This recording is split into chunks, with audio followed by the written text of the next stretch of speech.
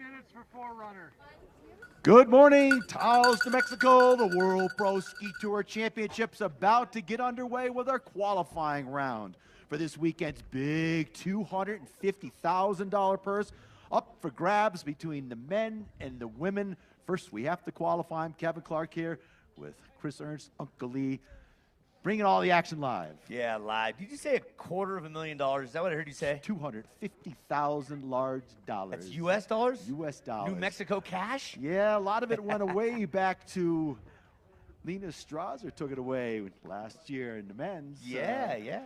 That's it. And so far this year on the ladies' side of things, $34,500. Erin Milzinski, the Canadian, more or less uncontested. And she's got a field of ladies that we'll talk about here, looking to take some of that thunder away from her. And we've got a list of guys and girls. It's going to be fantastic racing coming up. Who are some of the standouts that are jumping off the pages for you, Clarky? So there was a host of World Cup guys that showed up last year. Eric Reed and his brother, those guys were super fast. Eric was first last year in the giant slalom, took away 20 grand for that win. Lena Strasser, who's not with us, from Germany, was the man to beat last year overall.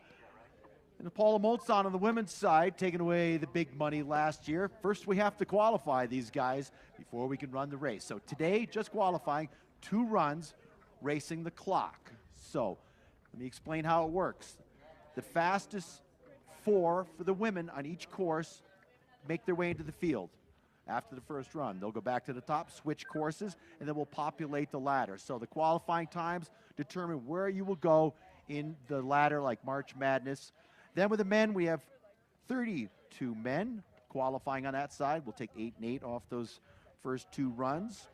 So we got a good battle in the overall. Simone Breitfuss Kamelander, our #1 pro on the tour. So he's looking to hold on to that #1 spot, but who will be the world champion is yet to be determined, and along with our tour championship as we get ready to go. Man, we've lucked out. It was supposed to be some pretty gnarly winds, but it's just a little bit of a breeze up there, and we're looking forward to a great day of racing. Track in great shape. Barrett Stein, your official course setter, along with the rest of the awesome staff up there. Kevin Kyler, your starter, Randy Pattison, Matt, and all the guys getting everybody organized and ready to go. So women will go first, and then we will go to the men. So they'll make their runs, then the men will make their runs, and then everybody rotate back around to the top. 2 opportunities to get in the field. Super exciting format, really easy to follow. Tomorrow, elimination rounds, slalom, and then Saturday, giant slalom will be up for grabs. Yeah, there's a shot of Milzinski and Crawford up top, getting their gear on and their game faces. A live shot on the big screen there. You can see the wind off the ridges howling pretty good. This course is somewhat protected from the start. Talking to Pam Fletcher, who had an opportunity to check out the course on a slip. She said the jumps are sizable. They go from big to medium to semi-big on the 3rd one on the bottom. And it's a long course, and we've got a lot of time to talk about the course, so we won't overdo it right now. Banners, they're put up there with proper zip ties, some nice holes in the grommets so the wind gets through there, and you can see the wind pushing down the course. Now, earlier, it was pushing up the course, so with windy conditions, you never know what you got, and we're ready for a forerunner on course now. Just get a feel for how it's moving, Kev. So, young athlete decides he's going to jump out there and have some fun, forerunning, snow, and awesome shape up there. Oh, doing a good job as he's negotiated over the top jump, starting to get onto panels a little bit as he heads for that second jump. Oh, running super smooth, no slap on the landing. Super key to have a nice, smooth landing for the athletes. Long weekend of racing as these guys have to negotiate the bumps. Now he goes to what we call Pro Alley, where it gets pretty straight through here. It's really exciting when the athletes are facing off head-to-head, because having 2 turns in the course, all of a sudden the gap closes and then it opens up again as you go over the jump. This young guy doing a good job in the first run of his forerunning. He's all excited. Yeah, he methodically articulated his way through there and makes it down in one piece, and that's always the objective.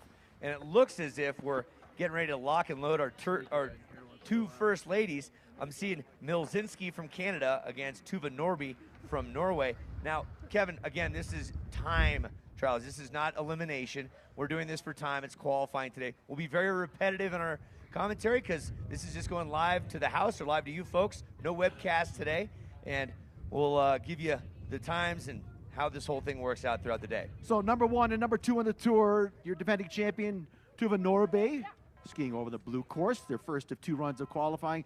Aaron Milzinski's been on fire, man. Our last race in California, they warded the course for 2 days. It was bulletproof today, soft, easy, clean snow. Aaron Milzinski on the red course. So when the doors open up, the clock starts. So key to have a good start. Milzinski out in front, Tuva Norbe on the blue course side. Milzinski makes it look effortless over the jumps. Jumps are running really well. The number 1, the number 2 on tour have a nice clean run as Barrett Stein, the course setter, looks on as they go into the pro alley, dropping down the bullet, gets really straight through here, working it and over the waterfall. Jump, nice clean landings there, just so smooth. Cat driver's doing a great job building this hill. It's going to be Milzinski crossing the line first with her time at 37.54, 37.54. And Long Norby, course. yep, Norby's time, 38.74. So off the mark by a second and change. They'll go back up, they'll swap lanes, and do it one more time. So that was pretty smooth, Clarky, and I know that Barrett Stein right here is wiping some sweat off his brow, saying that was poetic beauty right there. Thank you, Barrett, and the entire course-setting staff. Big thanks to the cat drivers, too. A lot of work going into making sure those bumps run well so you don't beat these guys up. Smooth, butter landings, as we say. Butter, like butter. Let's go back up to the top. Sonna Morisikova from Slovakia. She's on the red course. Evelina Fredriksson from Sweden. She is on the blue course. Morisikova on the red course had some great success in Steamboat as well as Bear Valley back in February with similar windy, firm conditions. And Fredriksson, haven't seen a bunch of her this year, but nice to have her back at TAOS once again. It's a battle of Slovakia individually against Sweden. Hey, Chris. On the blue course side, I'll come. Not giving a run time. Just got a little apostrophe there. Parentheses. No. Milzinski's got a 1 next to her.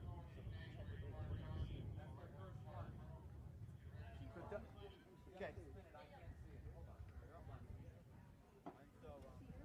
Yeah.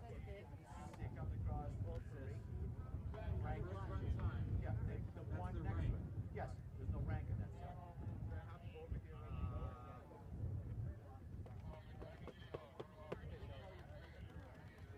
Working on some details. Stand by for the start of Morisikova red, Fredriksson blue. So back to the top we go. Morisikova and Fredriksson getting ready for the start cadence begin. Once again, when the doors open up, that's when the clock starts. Whereas traditional amateur ski racing, there's a wand you will see. And as the athletes leave the start, they will break that wand. So once again, when the timer or the starter gives the cadence, out in front of the racers there'll be a Christmas tree, and that Christmas tree has 5 yellow lights and it goes to green, so they can time when the doors are going to open. Very key to getting out of that start super quick, because the clock starts ticking when the doors open up. Tick, tick, tick. Hey, this time we want to thank Mazda. Immerse yourself in the outdoors with the beautiful, capable Mazda CX-50. Purpose-built for where you want to go. Mazda on board, and we love them. We thank them. Get inside that vehicle that's here on site. Back at it. Gates unlocked. Morisikova on the red, and the blue, Fredriksson from Sweden. So Fredriksson timed to start perfectly, got a little bit of a jump, but again, you're just racing against the clock on your own course. So we take the fastest 4 women off of their respective courses. They will automatically be into that elimination round, and then they'll go back up and switch courses. Second run will give you an opportunity to advance within your bracket, and also the speed run is your fastest combined time. As Fredriksson putting a solid run down over the waterfall jump, carries a little bit of distance as she touches down. Blue course side going to cross the line first. And blue course 37.91, 3791. And red course, what do you see, Kev? Yeah, Sonia with a 38.37, 38.37. Sona Morisakova, a featured staple on this tour, University of Utah biology major. She was a freshman at the University of New Mexico before she switched over, and a 2018 Olympian. Excellent to have her here, 4th place at Hallison Hill, and very respectable work at Bear Valley as well. We move on to our next two. Caitlin Harsh representing the USA against Paula Moltzen, the Olympian, U.S. ski team member with a great season this year at the Olympian, and she is on the blue course. Paula walking away with a huge check. 2 days of racing last year. So you're defending champion here for the World Championships over on that blue course side. Harsh on the red for their first of 2 runs of qualifying. If you look out front, you can see the lights go from yellow to green. Doors open up. Pretty good clean start by both these athletes. Drop down to pitch. So clicker on the bibs today. Check out our friends from Clicker, Heidi out there giving away all kinds of cool clicker stuff. We go back to the racing blue course with a good strong run out in front. Moltzen predictably with the edge here in their first 2 runs of qualifying on the blue course side, getting some good energy out of the ski. Drops down to the bullet as we go through Pro Alley, approaching the waterfall jump, getting some good energy out of the ski. She works it through the flats over the final jump, a little bit on the tails of her skis, landing on that, no problem, getting some good power out of the ski. At the bottom, it's going to be Harsh and Moltzen crossing the line. Moltzen speed time of 37.56, 37.56, and what do you see for Harsh? 38.11, 38.11. So Mozinski still holds on to that number 1 spot by 2 1,000ths of a second, or hundredths of a second, excuse me. She's got a 37.54. Caitlin with it fast, 37.56. Aaron Milzinski's time, 37.54, currently in the lead of the 6 racers that have gone down, just by 2 100ths of a second over Paula Moltzen. Keep in mind, none of these athletes have raced this course this year. It's a slight change from last year. It starts up a little bit higher and finishes a little bit higher as well. And our TV crew from EVE Productions is ready. Thanks for all the camera guys keeping it in focus. Let's set the stage now for Trisha Mangan from the USA. She's coming up on the red course. Next to her, rockin' Racy Stiegler out of Jackson Hole, Wyoming, with her daughter in tow and son David Ketterer racing later on. She's on the blue course, off and running. What do you see, Clarkie? Boy, that blue course, Stiegler came out blazing, so good strong start by Mangan also, touching down red course.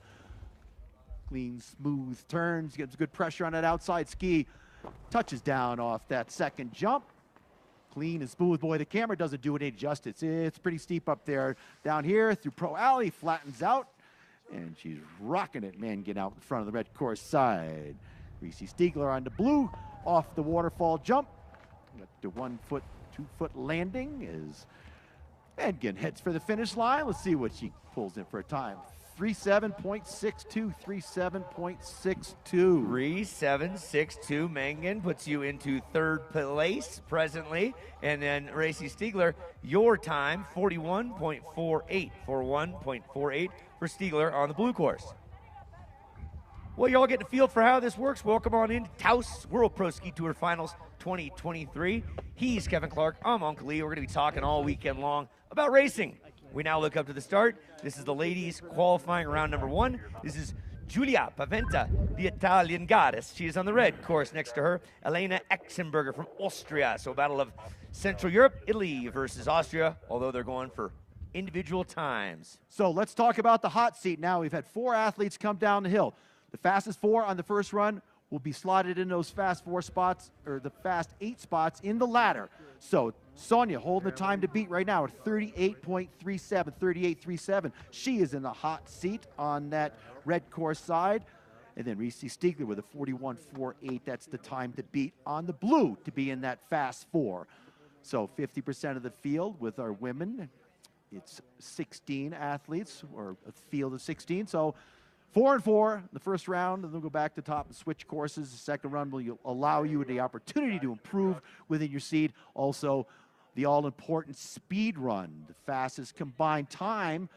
Those top 3 combined times will pick up points. Lisa's a 3-2-1. Lisa Mutz hanging out with us, keeping all the scoring and registration and logic. Oh, trouble up there in the start. A little bit of a bobble on the red course side. As Paventa gets a little bit caught up, but she's pretty quick right now. Gets some energy out of the ski. Paventa over on the red course. looking fast. Exenberger on the blue. You know what I like about this, Kevin? I like the fact that it's not one at a time at any time. You're going from the beginning of this to get an understanding of how it feels to race against somebody. And for the majority of their seasons, they're doing, for the FIS calendar, the NCAA calendar, World Cup calendar, they're going one at a time. There's a few head-to-head races, but this at the World Pro Ski Tour is pretty much unique and right across the finish line. One of our tightest races right now. Who's going to get the advantage? I see red just a touch ahead with 38.71 on the red course. Elena, from you've got it 38.66. So again, Julia on the red course 38.71. Elena on the blue course 38.66. So Sonia still stays in the hot seat. So Elena on the blue course side with that 38.66. We'll put her in that fast four. Knocking Reese out. So that makes the hot seat now. Let's see. Hot seat. Timing is ready. We want to thank DJ Triz for the sounds and the music. Our entire behind-the-scenes crew from Eve Production doing a bang-up job. We had a lot of people to thank to make this thing come together. It would be great if we could push a button and it all showed up. Not the case. And ultimately, thank you, Mother Nature, for a great season. Let's go to the top on the red course from Canada. Candice Crawford, CC. Going up against Sweden's own Emma Hammergaard. She's on the blue course. We'll get one on each one of the courses here. Here's the first go of it here. So let's take a look at the hot seat right now. It's still over on the red course side. Crawford needs to better a 38.37 to make the fast four in the first run. Let's go over to the blue course side. Norby now in the hot seat with a 38.74. So Exenberger just jumping in there, knocking out Reese Stiegler. So those four. The time to beat now on the blue course for Emma is a 38.74 to qualify in the first run. On course, again, blue is Emma Hammergaard, red, Candice Crawford. Making due time. These jumps a little bigger than they look. Talking to Pam Fletcher, said they don't roll over. You got to absorb and make sure you're coming off even Steven to set up for your next turn. There's a second of three. So Emma on the blue course side trying to better a 38.74. Crawford over on the red side. She's trying to better a 38.73. Down in the bullet they go through Pro Alley, trying to get as aerodynamic as possible and then also at the same time try to get energy out of the ski over the waterfall. And land a little bit in the tails of her skis on the red course is Crawford across the line. She will go first. Crawford beating better a 38.37. And she gets it done with a 37.63, 37.63. And Emma with a 38.21, 38.21. And that will get her in that fast four. The fast four, that's right. She needed to better a 38.74. Was Tove Norbe. All right, you're getting a feel for how this works. Again, this is just qualifying day here. Tomorrow is true head-to-head racing for our giant slalom and then just slalom, super slalom on Sunday. Saturday, excuse me. Let's get going here. This is Marta Monsen from Norway, final competitor on the blue course for this round, and Mina Holtman from Norway. Battle of the Norwegians. Great to have Scandinavia represented strong here on the women's and the men's side. TV is ready. Hopefully you folks are ready here. So right now over the blue course side, unofficially the hot seat is a 38.66. On course. Exenberger. So Exenberger on the blue course side. Holtman trying to better on the red course side. Let's see, it's a 38.73. Pretty smooth and even right now as the red of Holtman starting to pull away. You'll see in the blue course now, as it's on the inside, she's going to gain a little bit of ground. And they're going to look tied and even here, but now you'll notice. So it's really deceiving, Uncle Lee. Yeah. You come around that corner there, the inside course will pick it up, then you make the dog leg, and then the red course gets it back. So Barrett doing a great job. Course is running really even. Learned a lot from last year's set, and Barrett did a great job with his crew to make sure it's even Steven there. Times in, Mina Holtman on the red course, 37.62. That's 37.62, followed by Marte Monsen with a 37.85. That's correct. And as we get that figured out, we'll let you know we have a single racer up top from Sweden, Sarah Rask, our 15th of 15 lady competitors registered. Again, going against a clock right now. And she's on course. This is Sarah Rask from Sweden. So name for me. Your final racer in our women's portion. The men's actually waiting. So 32 men are trying to qualify is on the red course side, putting together a solid run. There's Rask from Sweden. Smooth and clean, down in her tuck, getting some energy out of the ski, trying to stay aerodynamic as you cross into Pro Alley, where it flattens out there, then over the waterfall jump, scrubbing a little speed before she goes off the jump there. So, red course, ready to finish for Sarah Rask. Rask, 37.54, a very commendable time. That ties Aaron Milzinski's, 40.82, 40.82, got ahead of myself. 40.82 for Sarah Rask. And that'll put her in the 8th position on that setup there. And Kev, we have wrapped up the ladies' first run, so that's how quick it can happen. They're going to go up, swap courses, and we'll figure out all the details from there. And we will be back momentarily. We're going to have ourselves a Celsius, cheers each other, get a little more cowbell, and we'll watch some commercials right now and be back with the men's side of things. All right. Good job. See you then.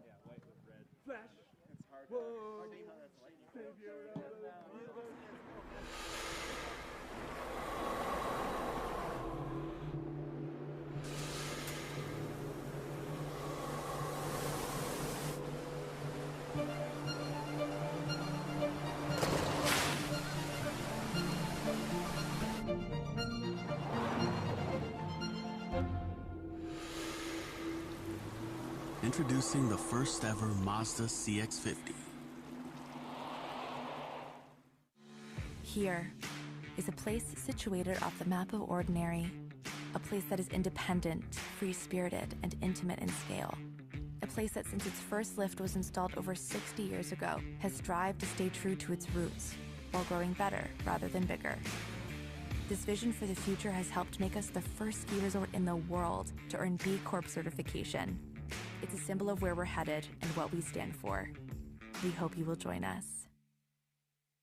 One person's trash is definitely another person's treasure. In our case, we recycle those items into art. This is about the recycling that doesn't belong in your blue bin. It's the items that Grandma stored in her attic. These items deserve a second life as well.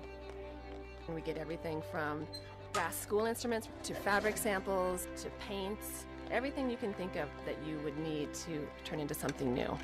I know we're successful when we've unlocked someone's creativity. We provide the raw material to do that. In New Mexico, agua es vida. As kids, we learned to fish in the Rio Gallinas. At the time, we didn't realize it was the lifeline of the town. And for a minute, the town forgot as well. But we cleaned it up and restored it to its natural state. It gives people this chance to see an amazing bird, like a summer tanager, in a place you don't expect it. It's just so inspiring to see nature bounce back.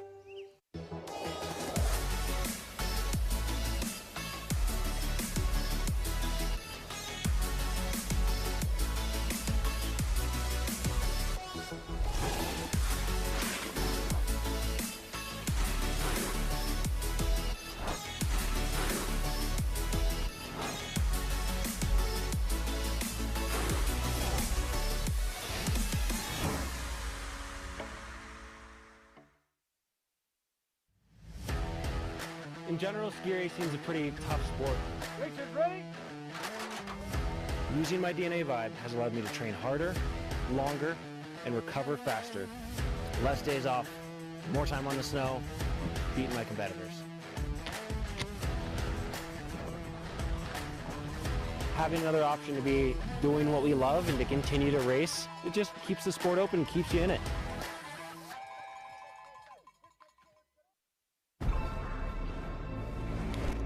For more than half a century, Seiko has been supporting athletes in their efforts to be the best. Now, we want to bring this reliable technology to anyone striving for a goal.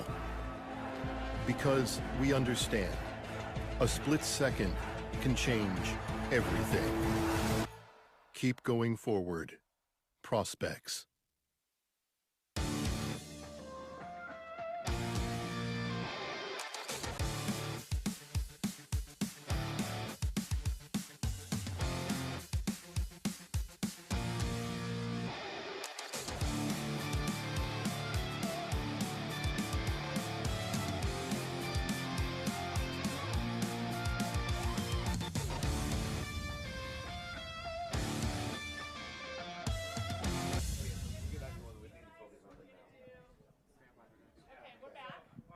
All right, we are back and ready to go with the men's exciting round.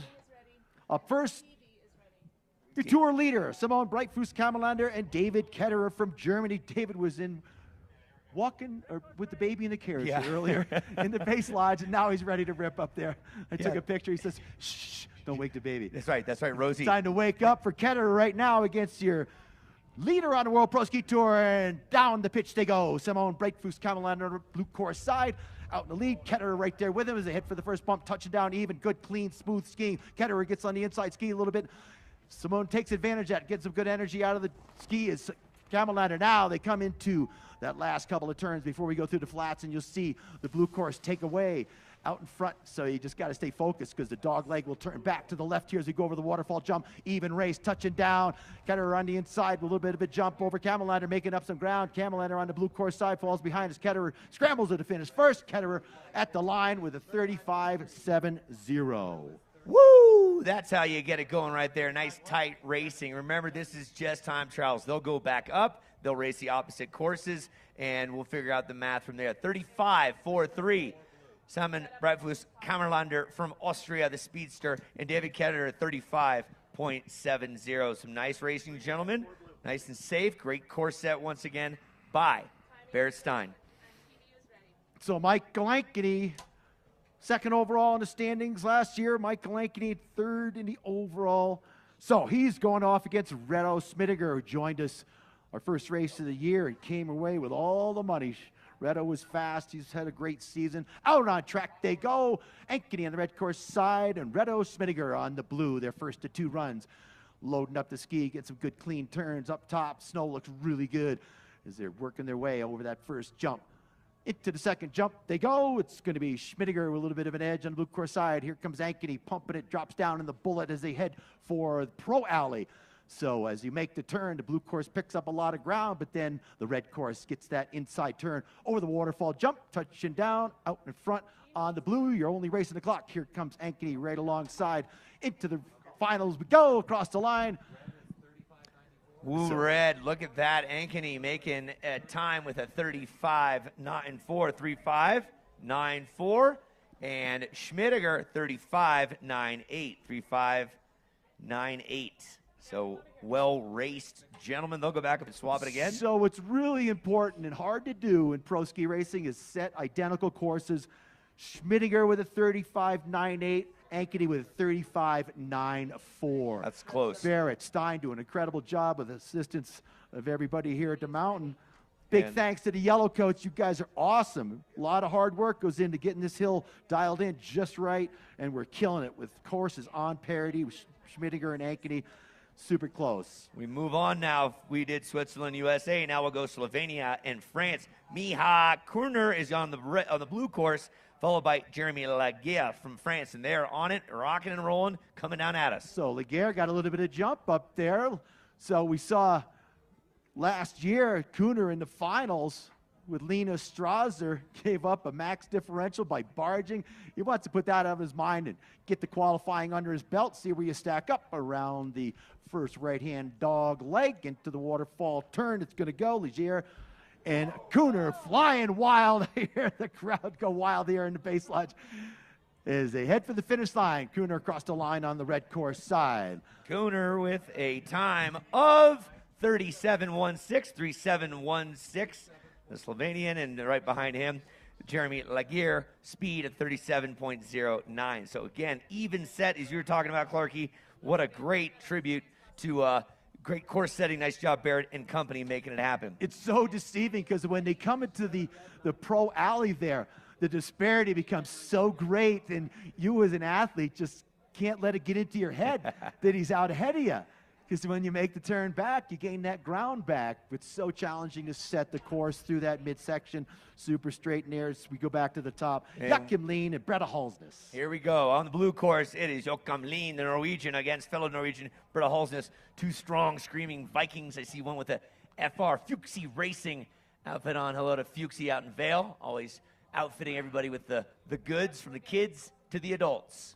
So right now, taking a look at the courses after these first three runners, it's Simone Breitfuss-Kammerlander with a 35.43, and then it's Mike Ankeny right behind him with a 35.94, and Jeremy with a 37.09. Over to blue course side, fastest is Ketterer with a 37.70. So here we go, coming at you. Lean over on the blue course side. A little bit of a jump, a little bit of a trouble for Bretta when he comes off that first jump. Scrub a little speed up there as he tries to close the gap here in the first of 2 runs. Qualifying again, all we're doing is racing against the clock on your own course. It's, of course, very important to keep it even. So as we watch Halsness trying to catch up with Lean as the Norwegian touches down on that blue course side, heading for the finish line. Lean looking strong in the first of 2 runs of qualifying. Lean crosses the finish line with a 36.28, 36.28. Nice job, Lean. 36.28. Halsness putting down a 38.74, 38.74. A little bit of an issue up top. See if he can't course correct that when he swaps it and goes on to the blue course. We welcome you all in here. TAOS Ski Valley World Pro Ski Tour. Final stop of 3 this year. We started in Steamboat at Hallison Hill. In January, February, we went to the Gold Country in California to Bear Valley with windy conditions. And here we are in New Mexico. Spiritually fit, ready to rock. In our next battle, we'll feature the blue course, Tucker Marshall, against one of the 2 Burke brothers, Camden Burke, out of East Coast. He's on the red course. They're ready to go. So 12th in the overall standings, Tucker Marshall, a Vermonter, Camden Burke, and his brother. A couple guys remain. Good even start by both these pros. Tucker over on the red course side, or excuse me, blue course, Burke on the red. So Great. head for the bump. Looks like red course, a little bit of an advantage for Camden Burke. Getting some power out of the skis. Tuck closing the gap on the blue side, makes the turn where you pick up that advantage on the blue course side. Down on the tuck goes Burke, trying to get that gap back. Tuck, whoa, hang in wild there. ride for Whoa. Marshall. Bases to the sun, as we say, lands on the tails of the skis. Burke all over the place. They cross the finish line. It's Tucker Marshall with a 37.18, 37.18. And Camden Burke, you logged a 37.31, 37.31. And again, Tucker, 37.18. Yeah, cowboy air off the waterfall there. Something I've noticed, it's a little different than last year. Volume of snow in much firmer conditions. Last year we were in the spring zone already. Oh man, it got pretty peely up there, as Yeah. they say. But hanging in there good. We got a big old pallet of salt. Things get warm around here. Okay. We put the chemicals down, make the snow hard, but this is looking good up there. Look behind the athletes. Wind blowing off that ridge pretty hard, but kind of sheltered down here in the hollow. Let's take a look at who's coming up next here, Clarkie. Jake Jacobs of the Jacobs Tribe, Reliable Racing. He is on the blue course. And Keegan Burke, the other Maine-ite coming in, brother of Camden, who just went. He's on the red course. Here they go. So Jake with a super explosive start, timed it perfectly. Burke closing the gap on him. Again, they're racing their own course for qualifying times. Fastest 8 guys in each course get in the field. They'll, of course, get 2 runs. The rest of the field will populate that ladder after the first run is complete, and then the combined times will make up your speed run. Jake putting a good solid run together on the blue course side, looking clean and smooth on the panels as he negotiates the waterfall jump. Good job. You see the athletes put one foot down and the other one. That's always a little awkward to land, but Jacobs looking fast. His first of 2 runs across the line goes Jacobs with a time of 36.82. 36.82, solid run for Jake Jacobs. Yeah, Jake, you're looking like something out of a comic book there with them colors. Skis matching the outfit, looking good. And speed time for Keegan Burke. You are in at a 37.31. Nope, correction. I'm seeing 1 minute .40 by Keegan Burke. 1 minute .40. That might be a DNF. We're going to get an official call on that in just a minute. DQ.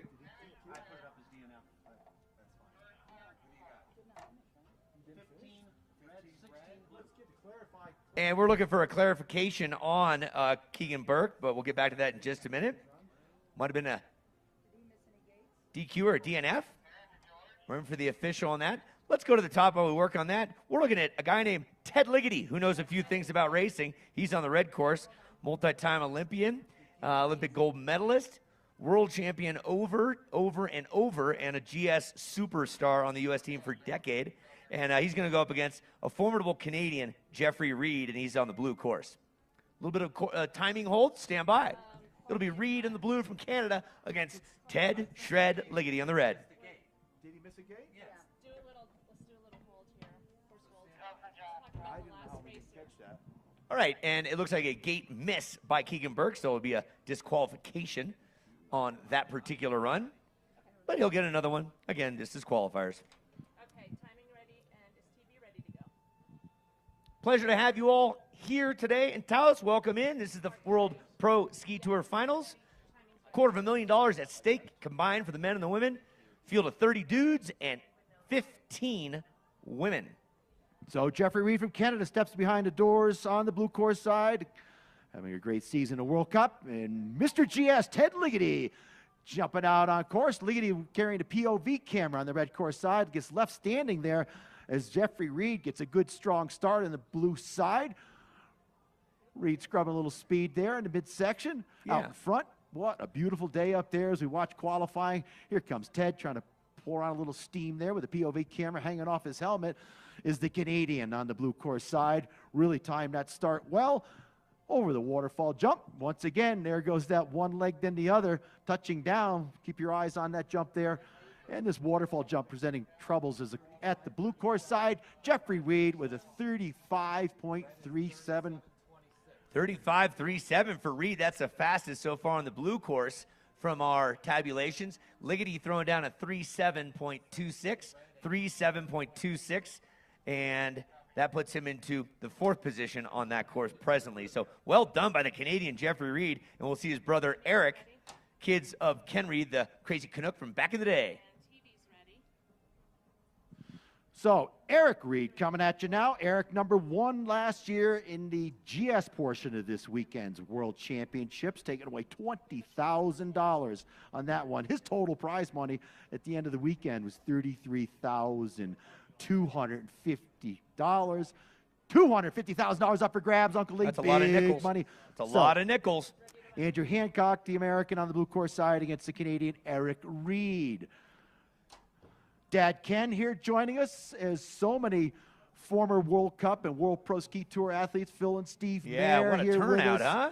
You had Tamara McKinney in the house, Deb Armstrong, Pam Fletcher, just a litany of them. Let's focus on the racing right now as they come out hot and heavy, equally paired off of jump number 1. Here we go to 2. Ooh, trouble on the blue course side as Hancock scrubbed all his speed. Eric Reed all alone over on the red course side as he heads for the turn. Reed putting a clean, solid run together as he drops down in his bullet, looks into Pro Alley, try to figure out where you can go straight, where you got to keep some turn shape into it. Over the waterfall jump, puts it down, no problem. Out in front, lost the camera angle on Hancock. It's going to be Reed in the line first. Let's see what he's got for a time. Eric Reed with a 36.04. 36.04, unofficially 3rd quickest on the course. Hancock into a 38.33 as he got his arm stuck up there. It's not going to benefit his time whatsoever, but he's got another opportunity to swap courses with Reed, and they'll get up and do it one more time. So that will put Eric in the hot seat unofficially. So that's the time to beat. So we don't have 8 athletes down on the red course side with 1 DQ. For Burke.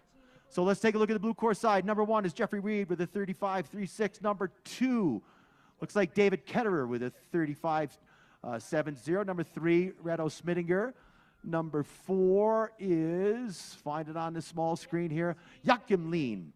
Yeah, that's on the blue course there. Red, as you mentioned. Simone, and then Ankeny, followed by Eric Reed for Jeremy Laguerre. Let's go back up to the top here. We are looking at Filip Forcek from the Czech Republic on the blue course, and Florian Svebel from the USA on course on the red. Here they come off of kick number 1. So Florian did some co-announcing with it. He's ready. Oh, trouble up there. It.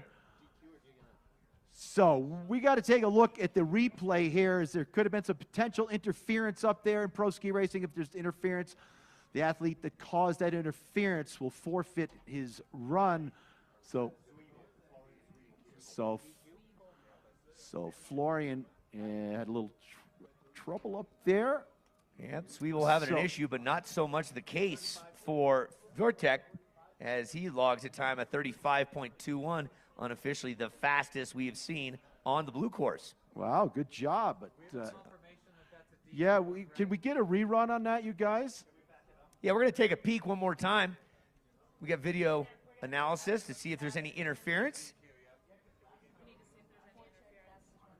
Yeah, Forcek putting down the Trailblazer, 35.21, fastest on the blue course.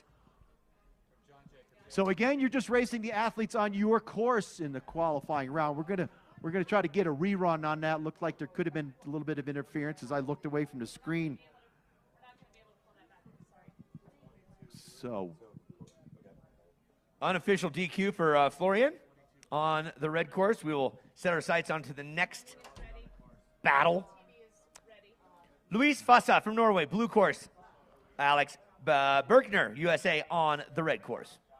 So the time to beat unofficially here is Tucker Marshall with in the 8th place spot with a 37.18. On the blue course, just getting hung up just a touch out of the start was Fossa from Norway, but not stopping him as he's rocketing away down the blue course, and red keeping up with he his scrubbed time. all his speed there. Fossa got wide, cost him a little bit of time there as they make their way to the turn.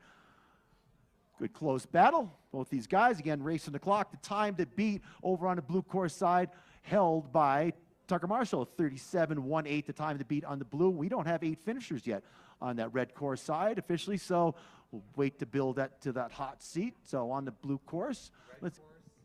Fossa in time, 36.64, 36.64. That puts him into 6th position, and Alex Berkner, you put down a 36.94 into 4th place, 36.92 into 4th place. So let's take a look at the rankings right now. Looks like the hot seat is Miha Kuhner with a 37.16 as we look at the screen. Lots of great names in this hunt this year. Again, Taos Ski Valley, the site of the World Pro Ski Tour. We're getting ready for our next one. It's Leif Hagen from Norway. He's on the blue course up against Rockin' River Radamus from the USA. Had a great season all the way around the World Cup, and here he is, the World Pro Ski Tour, Clarky. So the hot seat right now over on the red course side is Bretta Halsness with a 38.74. And over on the blue side, the hot seat is Miha Kruner with a 37.16. The hot seat is the time to beat to be in that top 8. Those top 8 on each course will be slotted into the ladder, much like March Madness. The fastest guy goes in the number 1 spot, and so on down the line. Oh, getting hung up on the red. Sad but true. Break. Radamus just gets a arm caught on that gate, and it twisted his upper body, and that's going to put him out into the cheap seats for this run. Now all eyes, all sights set on Leif Hagen from Norway. So Hagen needed a better 37.16, 37.16, a time to beat to be in the top 8 in the first of 2 runs of qualifying. The combined time gives you a speed run win, so second run equally as important. So Hagen with a 36.008. So Hagen gets in there. For Radamus, he just got hung up top, so he'll throw that one in the trash can. Take the rebate coupon, head back up top onto the blue course. Rebate coupon, beautiful. So let's take a look at the hot seat now. Over on the blue course side, it is changed. The time to beat unofficially is Jake Jacobs with a 36.82. That's the time for back to the top we go. Sean Horner, USA, blue course. Red course features the Croatian Leon Nisik. So Horner on that blue course side, he needs to better a 36.82 held by Jake Jacobs. Leon and Sean ready to get it on up top. Wind moving from left to right, but down below, Kevin, it's looking okay. Yeah, we're sheltered pretty well. Last year the banners were howling, and we lost some banners over the course of the evening one night. But right now, looking good. Snow showers expected tomorrow, and it looks like Saturday is the best of the best days when we'll have our super slalom. So 3 full days of racing out here. Welcome on in. Great to have you. So Horner, Nikki, ready to go. The Croatian over on the red course side. Let's take a look at the time he needs to beat to get in the field in the first round is a 38.74, held by Bretta Halsness. And the time for Horner over on the blue course side, held by Jake Jacobs of a 36.62.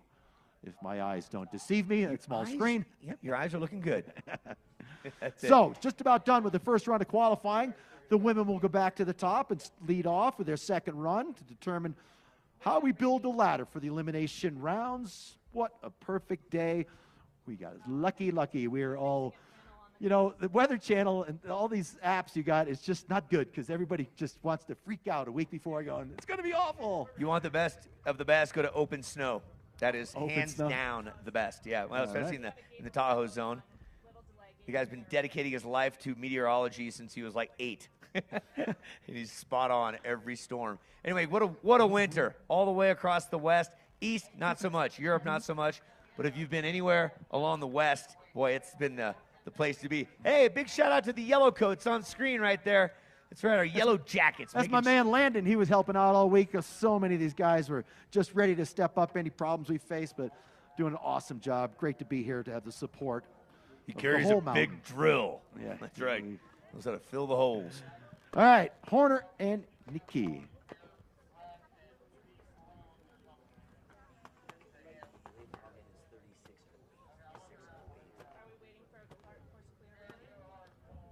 Again, much love to Mazda. Mazda, big piece of the equation here, being your element among the elements in the Mazda CX-50, purpose-built for where you want to go. Learn more, visit your local Mazda retailer. With the paycheck that Kevin Clark's getting from this weekend, he's going to buy 2 Mazdas, one for me, one for him. Thanks, Kev. They're matchbox size, small to scale, but I'm still going to get one, right? Right, you got it. You're in. You signed the lease. Yeah. Hey, thanks to Taos Valley for a great welcome party last night. A litany of fantastic individuals. If you were there, you know. And the food was delicious. Service was great. And we look forward to more fun. And we had a kids race, Kevin, coming up later today. Oh, you big excited? fun. We have the kids race. You know, always crazy, especially the bios. Exactly. I'm surprised you're not out there because you're like the biggest kid there is. That's right. And then down below, we'll have an awards ceremony. We're hopefully have the T-shirt cannon, shooting some stuff out, and having more fun than a rock fight in August. Oh, did you have a rock fight when you were a kid? Remember rock fights? See the scar right there? I thought those were wrinkles. Well, it's buried down in the wrinkles. All right, we digress. So, Horner, we get coming up next. A little course maintenance. We'd like to thank JT and Chris, our very important guys that make sure that the big screen you're looking at out there, yeah, that big screen, they assemble that like a professional game of Legos. You guys are skilled. Who says Legos don't teach you something, right? Nice job, boys. Thank you.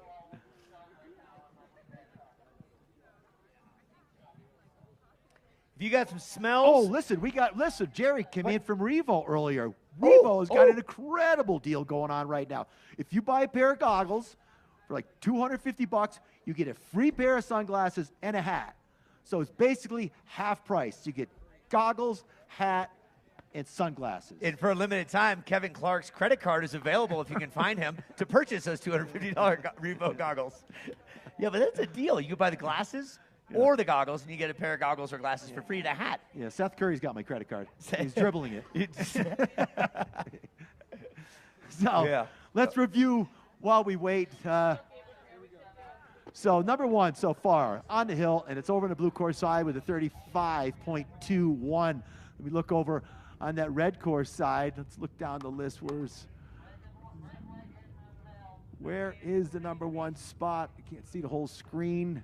Simone has that time, but his name is not on the screen right now. We're getting there, but it looks like we are getting ready for racing again. Set the stage. Sean Horner representing the U.S. of A. He's on the blue course, and the Croatian Leon Nikis on course. Out on track they go. The time on the red course to beat to get in the field in the first run. Held by Brett Halls as a 36.74.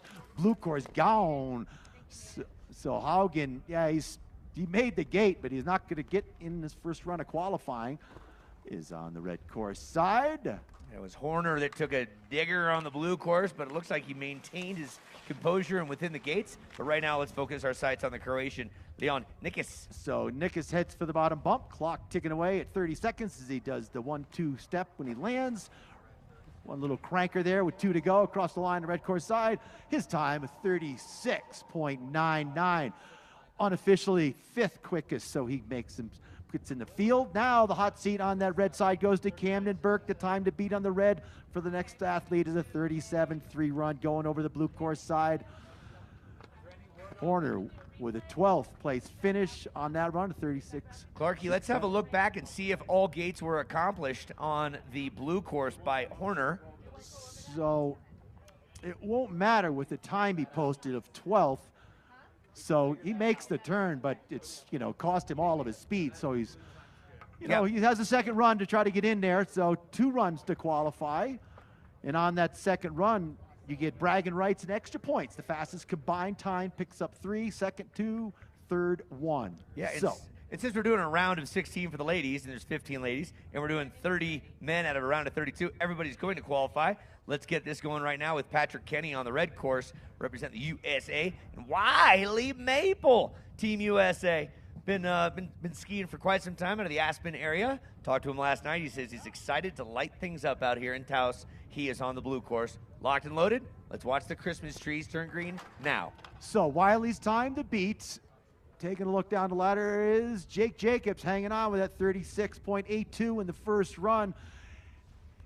And Patrick needs to beat over on that red course side. Look down the list. It's Camden Burke with a 37.31 on the red course side. As these 2 athletes head for the turn, dropping down the bullet. Probably starting to get a little bit peely in that midsection with the sun baking down. Protected from the wind on the blue course. Clean, smooth landing, the 1-2 step landing. On the blue course, he's going to cross first. Maple with the time of a 36.33. He does it 7th quickest. So that knocked Jake back down to 9th. So in the hot seat now, we'll go Fauza over on the blue course side with a 36.64. Over on the red, Kinney with a 5th place finish, gets him in the field. Now it's Ligety who moves into the hot seat with a 37.26 on the red course side. Again, Kenny, your time, 36.98, 36.98, good enough for 5th place. And Wiley Maple, 36.33, 7th place on the blue course. So sneaking it in there with that 7th place finish. So 2 runs to qualify, those who don't make it in the first run. We'll go back to the top and switch courses, determine where they're going to start in the field. Brian McLaughlin representing the USA on the blue course, and Tommy Weingartner will feature the red course. So let's take a look at the blue course side for McLaughlin. He needs to better the time held by Fauza of a 36.64. Red course side is Ted Ligety with a 37.26. Trouble up top, getting out of the start on the red course side. As McLaughlin, big trouble, he goes down. It was McLaughlin, he got all hung up out of the start, kind of got twisted, and then it was not beneficial whatsoever for Weingartner either on the red course. Now we just set our sights on McLaughlin as he works his way into Racers Alley. So McLaughlin working it down the tuck, trying to get some energy out of the ski as he goes through Pro Alley. So a little bit tips up as he goes off the jump. See what Weingartner has as he crosses the finish line on the blue course side. 37.78. So Fauza is safe for another run in that 8th place spot with a 36.64. Again, the top 8 on each course are in the top part of the ladder. And having a peek back. Oh, yeah. Oh, man, he hooked an arm down low there. That launched him. That can be tough on the shoulders, man. When you hook an arm like that, he's up, he's all right. So, blue course. McLaughlin crossed the finish line with that 37.78. That was the 12th on his course. And then that wraps up that race there with the DSQ on Weingartner. Again, 37.78 for McLaughlin. Let's look at our final duel of this round for the men. They'll go back up again and swap it. Ian Olson, local kid. He is on the blue course, 18 years young, was going to go on the kids division. They said, hey, sign him up. He's 18. Put him in, coach. And then Jack Reich will be on the red course. So Reich on the red course side. Let's take a look at the time to beat over there. To get in the field in the first run is Ted Ligety held with a 37.26. That's the time for Reich to beat. And then Ian Olson. Olson on the...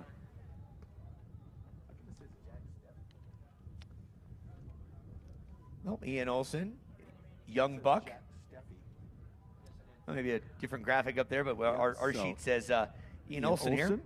So Olson on the blue. Let's take a look at the time he needs to beat to get in the field in the first run is Luis Fauza with a 36.64 hanging there in the hot seat. So those fast 8 on each course.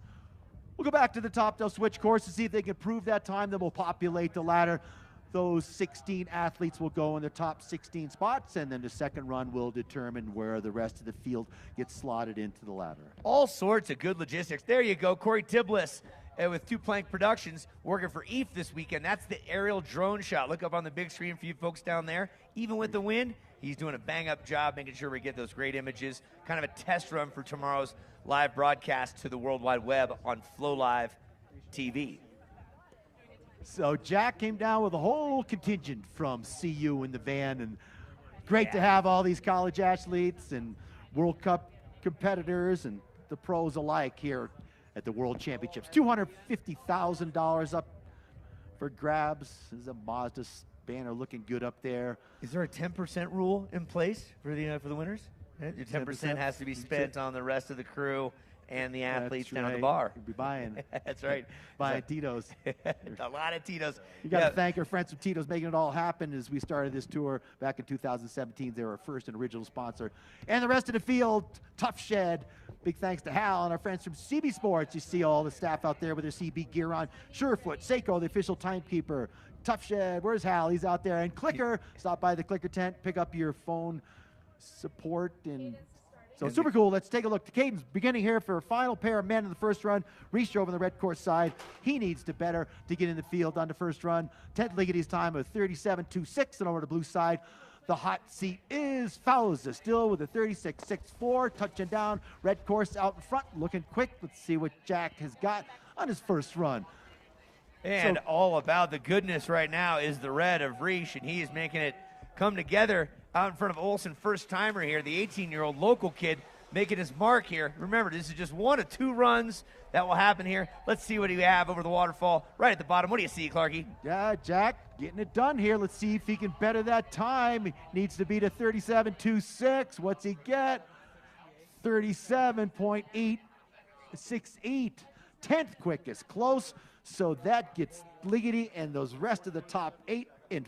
Over on the blue course side, Fauza and his other 8 competitors. Yeah. Ian Olsen, 41.77. And look at how wide it takes that and able to hold on as a red of Reich says, I want to get back in the hunt. Man, he fought hard. Yeah. That right there cost him a spot in that first round of qualifying. He finished with that run really quick with a 10th. Needed a couple more tenths to get in there in the first run. They'll go back to the top switch courses and will populate the ladder. Yeah, so what you just witnessed in less than an hour was all the ladies, all the men on the red and the blue course. Same thing will happen again. We're going to swap them around, and we'll see him get another run here. And Kevin Clark, I tell you, we got things dialed in. We want to thank the Taos Valley Mountain Operations crew, the local race service crew as well, and Barrett Stein, your crew, and all the yellow coats. Thanks for making it nice and safe all the way around. We're only halfway done with today's racing, and then we got the Kids Cup going on a little bit later. Not sure how many, but all the ones we have out there are going to be fantastic. And we're going to take a small breather right now, throw up a couple commercials, help watch the people that help pay the bills. Thanks for being here at Taos Ski Valley for the 2023 World Pro Ski Tour Finals.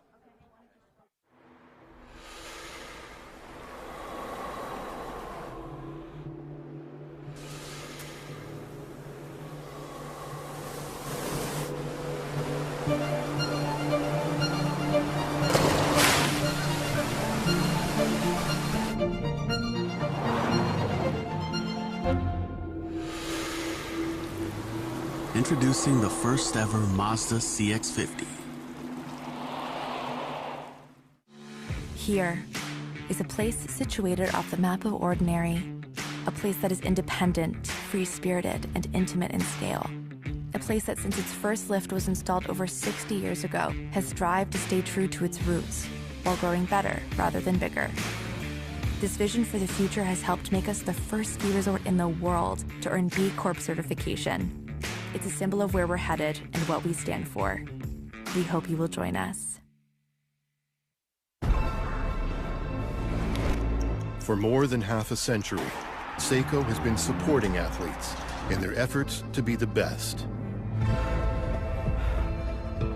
Now, we want to bring this reliable technology to anyone striving for a goal.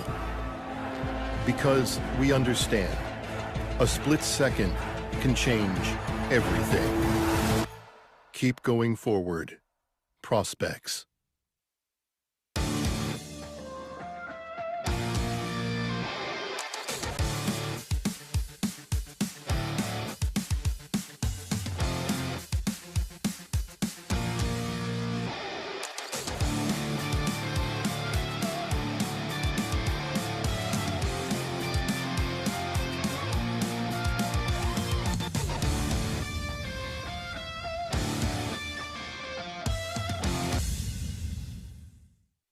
One person's trash is definitely another person's treasure. In our case, we recycle those items into art. This is about the recycling that doesn't belong in your blue bin. It's the items that Grandma stored in her attic. These items deserve a second life as well. And we get everything from brass school instruments to fabric samples to paints, everything you can think of that you would need to turn into something new. I know we're successful when we've unlocked someone's creativity. We provide the raw material to do that. In New Mexico, agua es vida. As kids, we learned to fish in the Rio Gallinas. At the time, we didn't realize it was the lifeline of the town. And for a minute, the town forgot as well. But we cleaned it up and restored it to its natural state. It gives people this chance to see an amazing bird, like a summer tanager, in a place you don't expect it. It's just so inspiring to see nature bounce back.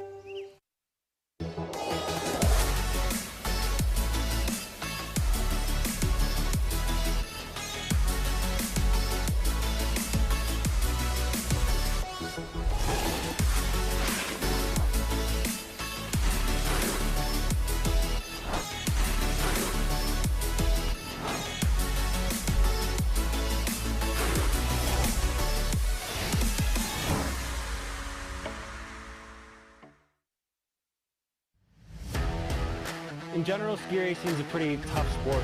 Racers ready? Using my DNA vibe has allowed me to train harder, longer, and recover faster. Less days off, more time on the snow, beating my competitors. Having another option to be doing what we love and to continue to race, it just keeps the sport open and keeps you in it.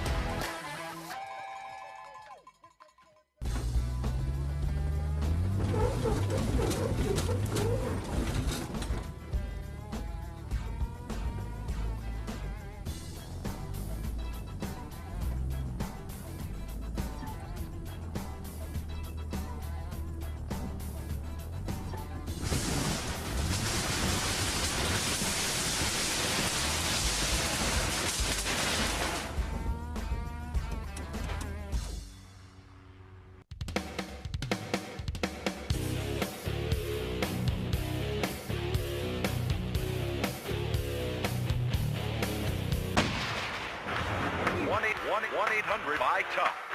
Call for the store nearest you. Tough, buy Tough.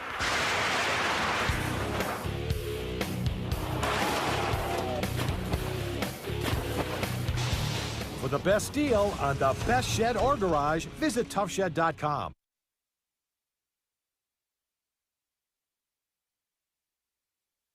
That's right. It'd be good to get a Tough Shed if you had the opportunity. We can go see Hal down below.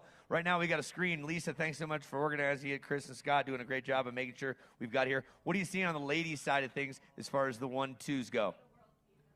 Well, a lot going on that screen over there, but once again, it's Aaron Milzinski with your fastest time on the hill. They'll be switching courses now. Tova Norby, she was right there, second quick. So the field will be set as we complete this second run. So they'll go back up and switch those courses. And also the all-important speed run. The fastest athlete will pick up 3 points, the second, and then the third, 2 and 1. So those points can count for breaking ties, so important. So the field is ready to go. The racers are behind the gates and getting set to go here for the second run of the World Championships of Pro Ski Racing here at TAOS. $250,000 on the line. It was Bluebird Day. Look at that screen. It's just deep purple up there. Going to be exciting. Ready to go. Milzinski moves over to the blue course side. Her first run on the red was a 37.54, your quickest athlete on the hill. Timing is ready. TV is ready. And we're getting excited for this.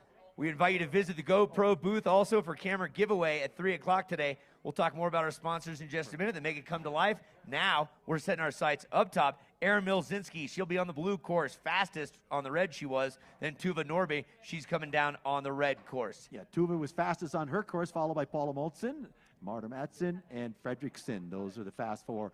And then Milzinski on her course, Mangan, Holtzman, and Crawford. Those are the fast four. On their respective courses on the first run, they've switched it up now to build the rest of the ladder. Tuva's not second. Tuva's not second. Yep. Okay, right. So out on course they go. So Mleczynski on the blue course side gets a good strong jump, clean and smooth on her skis. Oh, we say center, so powerful. As she lands clean. A little bit of a bounce, a little bit of chatter starting to develop up there as we watch Mleczynski out front. Or if you're defending tour champion, Tuva Norbe tries to keep it close here on the red course side. Mleczynski, your tour leader, out in front on the blue side, down in a bullet. Every opportunity she gets, she presses the key for more energy. Over the waterfall jump, puts it down 1 foot at a time, heading for the finish with 3 to go. Let's see if she can better her first run timer first with a 37.54 on the red. Woo! And on the blue, her time will be a 37.74, 37.74. So 0.2 off of what her time was on the previous course. So very consistent. And for Tuva Norby, a 39.10, 39.10.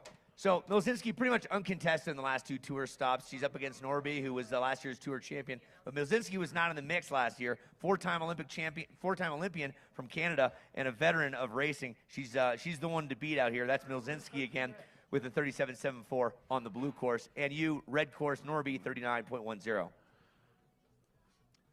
And taking a peek back, quite a bit ahead. And, you know, she's been skiing a lot of gates, but she's also been skiing a lot of POW. We're talking about skier in red, Erin Mleczynski, the Canadian. Been a lot of great opportunity for her to be here and there and everywhere, doing commercials for Mazda as well. And we go up top now on the blue course. It's going to be Sona Morisakova from Slovakia against the Swede Evelina Fredriksson on the red course. So it was really interesting to just watch Erin sight up that last jump. She kind of stood it up. There's just before that last jump, it's a really straight turn. There's not much of a turn at all. So it gives you the opportunity to pick a different line. So these guys trying to figure out where they want to do a takeoff on that bottom jump. That seems to be the trouble spot on the course as these guys land clean and smooth, coming at you.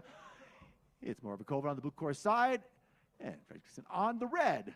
Good, clean, even run by these two on their second run of qualifying here to develop the ladder for tomorrow's elimination runs in the same format. Course looking like it's holding up really well. Barrett Stein looks on here as she sights to take off and landing. Good job. Ski in a good shape is the blue course heading for the finish line. Oh, holy that shnikes. was a close one Morisakova there. almost going blind into that last gate. She got hung up. She's like, what the? Could have been disastrous. WTF on that one. Morisakova, don't blink. You know, it could happen that quick. We'll get a peek back at that. But as far as times go, Morisakova on the blue course, 37.72, 37.72. Kev, what do you see on the red course? We see a 38.44. Oh, excuse me. 37.91. Sorry, wrong side of the ladder. They post both times in front of us, so try to keep it sorted out here. That was crazy watching that rerun, man. Woo! Yeah, great work by our course workers. Let's set the stage now.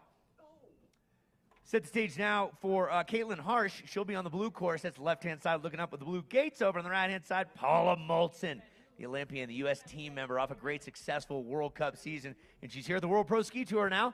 There's a great shot of her on screen.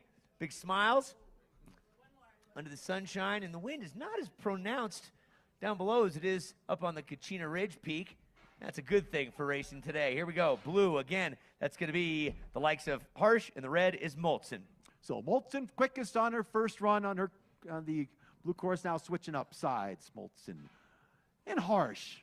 So Moltzen making it look easy as they negotiate the second jump. Clean turns, course is in mint shape up there. Really set up nice. Really big thanks to the crew here. Good even race as these two head for Pro Alley.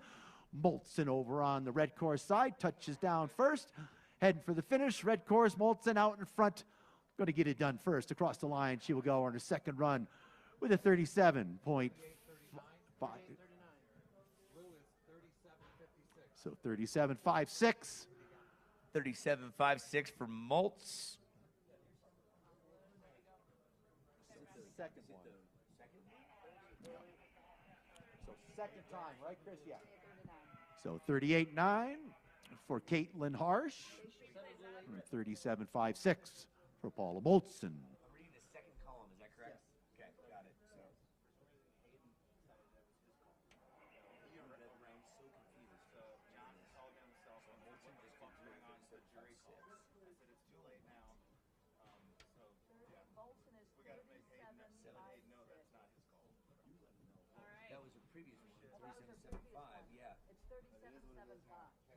37.75 for Molson. Caitlin Harsh, her second run was a 38.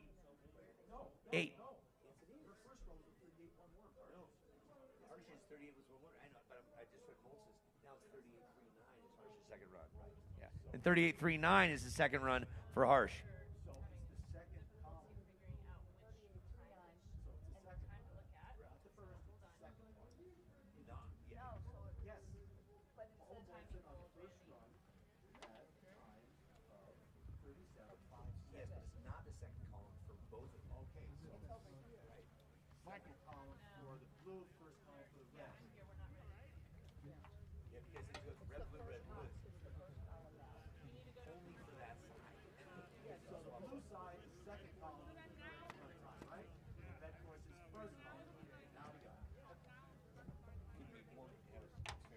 Next up from the USA, Trisha Mangan. She'll be on the blue course. And Ressie Stegler out of Jackson Hole, Wyoming. She is on the red course. We are rock and roll and ready to go. So, Reese's first run, 41.48. And Trish time, 37.62 as we wait for the cadence to begin. Kevin Kiley, Randy Patson, Matt Rogers, keep things going up there. Good start over on the blue course side. Getting a little bit of a jump as they drop down to pitch is Mangan. Oh, clean turns from Mangan at the first jump. Stiegler over the red course side. Oh, rocket ship. Look at that move. What style points. Big time on that one. There was some Wayne Wong freestyle action going on there by Mangan. I've never seen anything like that one. It was a fast dog noodle, not a slow dog noodle. There's a great aerial shot, Corey. Yeah, she made it. That was Mangan just getting jiggy with it, if you will, Will Smith style. Jiggy with it. So Mangan will cross the finish line first after her aerobatics, followed by Stiegler on the other side. Yeah, that cost her some time, that move. Wish we could see that again with the 48.3. 40.83 for Mangan, and Stiegler on the red, 41.70.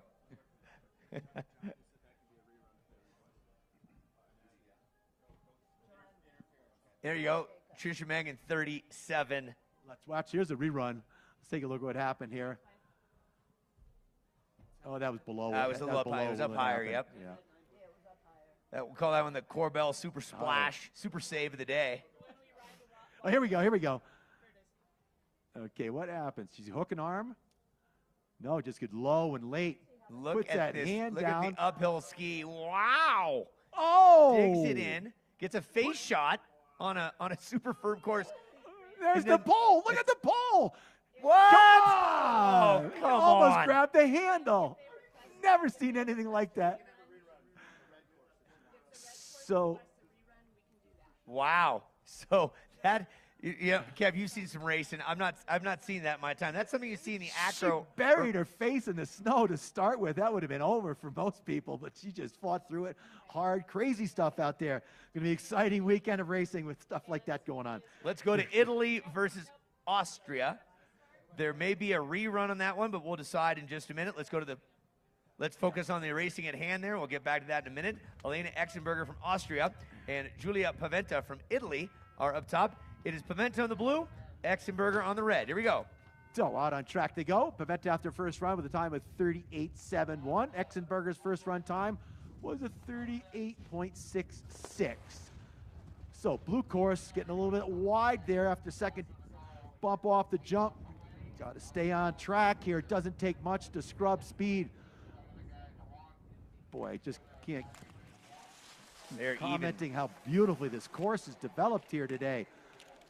Unbelievably clean track being set. All kinds of good energy, be able to harness out of the ski as you press it. That's the trick, is the athlete who gets the energy out of the ski makes the ski go faster. Across the line these two go. So 38.62, 38.62 on the red, and 38.68 on the blue course side for Paventa. This just in, Racy Stiegler, red course, you're entitled for a rerun if you so choose. Check with Chief of Competition down in the finish area, please. Thank you. So just flying right through our second round of qualifications here for the $250,000 World Pro Ski Tour Championships, but we still have to decide a tour championship here.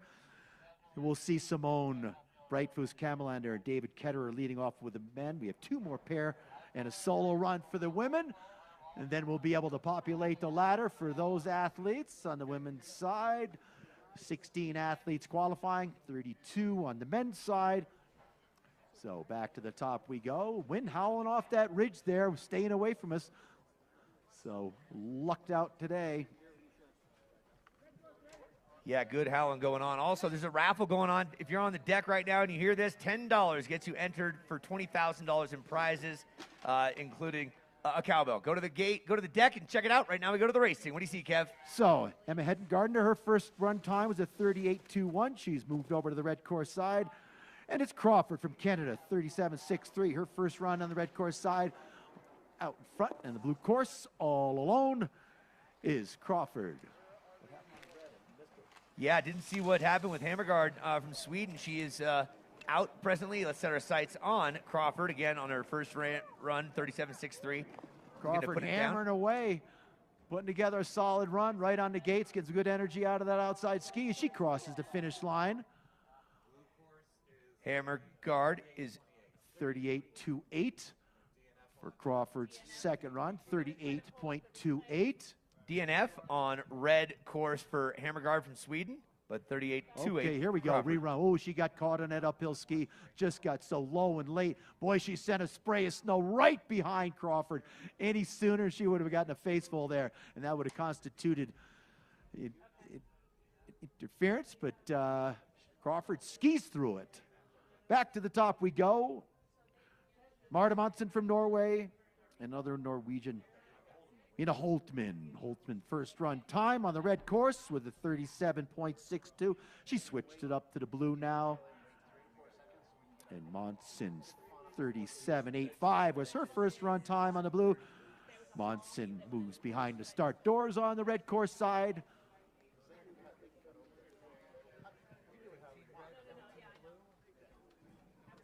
Yeah, we're So, getting.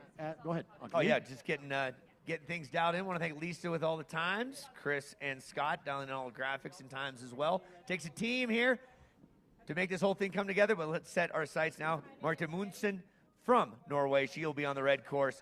Mina Holtman, Norway as well on the blue course. There's the graphic up on the screen. Close up on that Clicker bib, a Clicker bib sponsor. Our friends from Clicker, stop by their booth, pick up yourself a Clicker. You got your Clicker attached to your phone, propped up. I'll tell you, my son was not into that. He was kind of trying to be too cool for school. That was about a month and a half ago. Now he's going all on. in it. He's all over it. Yeah, loves the Clicker. Bragging about it to his friends. Yep, I got one. Dad, hook me up. I don't have one. Yeah, I have one. You don't. And go see Heidi down at the Clicker booth. Got a whole bunch of phone accessories. Working on a company called Urbanista as well. Go talk to Heidi about that.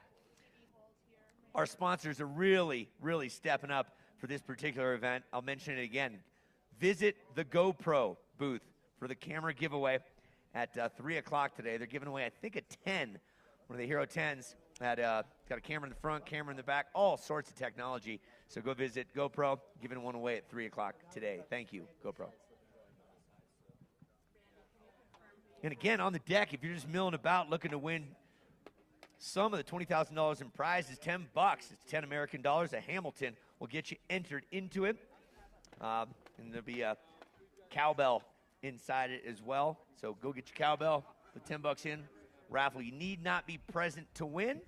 Go visit the tent where all the drinks are being distributed, the Tito's and more.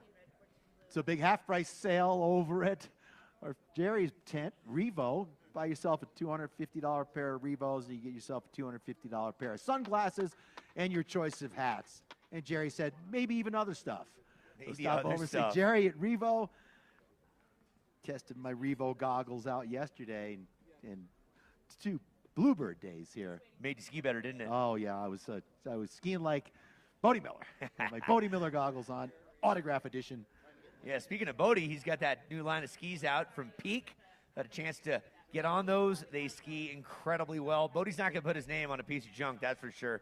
And Andy Worth, the former CEO of Squaw, now named Palisades Tahoe, and been involved with the tour as well. They've been doing a great number of things. Peak has got the likes of Big Mountain free skiing legend Chris Davenport, JT Holmes, free skier extraordinaire, base jump god, as long as Michelle Parker. They've built up a great team in those skis. Peak really starting to take the industry by storm, so thank you for their support. Again, we mentioned Tough Shed, Hal and company down below, doing a good bit of sponsorship talking. Hal's been on board, not just here, but everywhere, and doing his skiing all over the map. Really making sure his edges are set. Yeah, went off to Vengen with our CEO, John Franklin. Oh. Ooh, look at this. What do we got? What do we got? What do we got? Go, go, go. Holtman on the blue. Right next to Holtman will be Munson on the red. Norway. Battle of. So a good, strong start over the blue course side for Holtman. After their first run, Holtman with a 7.62. Marta with a 37.85. Their first run times. Let's see how they go after they switch up courses. Courses running very close in times, a couple tenths apart. Some of them even closer than that as they wail away in the panels down on the tuck over the waterfall jump. There's a good clean landing on that blue course side by Holtman, figuring that jump out as she heads for the finish with 1 to go on the blue course. 37.79, 37.79. That was a 4th place finish, and Red with a 37.85. 38.22, I think. 38.22, yes, you're right. It's okay. Lots of numbers on the screen in front of us, and sometimes our dyslexia gets the best of us. There's a nice graphic up there with the times, so that looking good.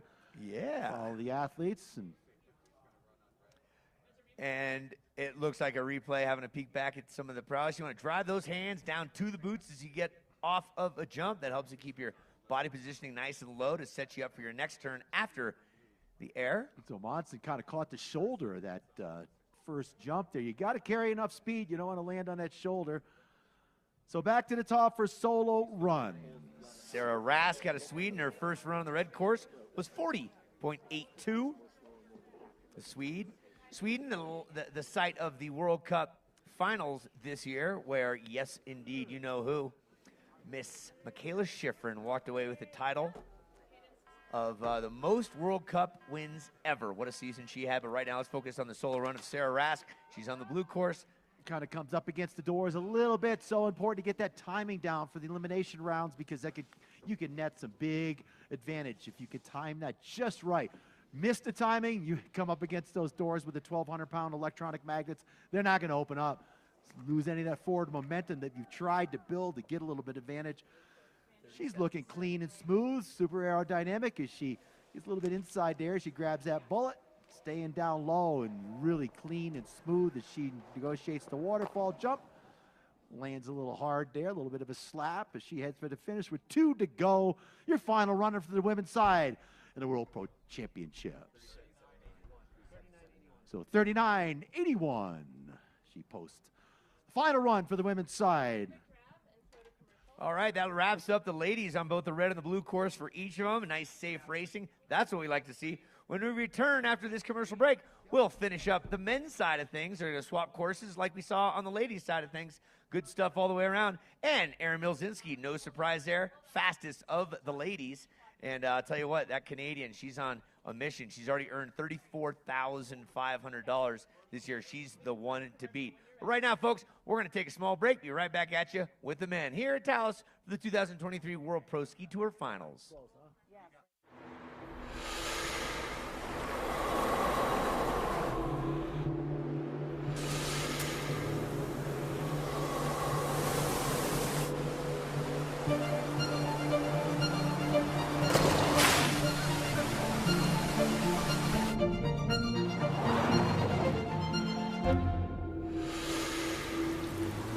Introducing the first ever Mazda CX-50.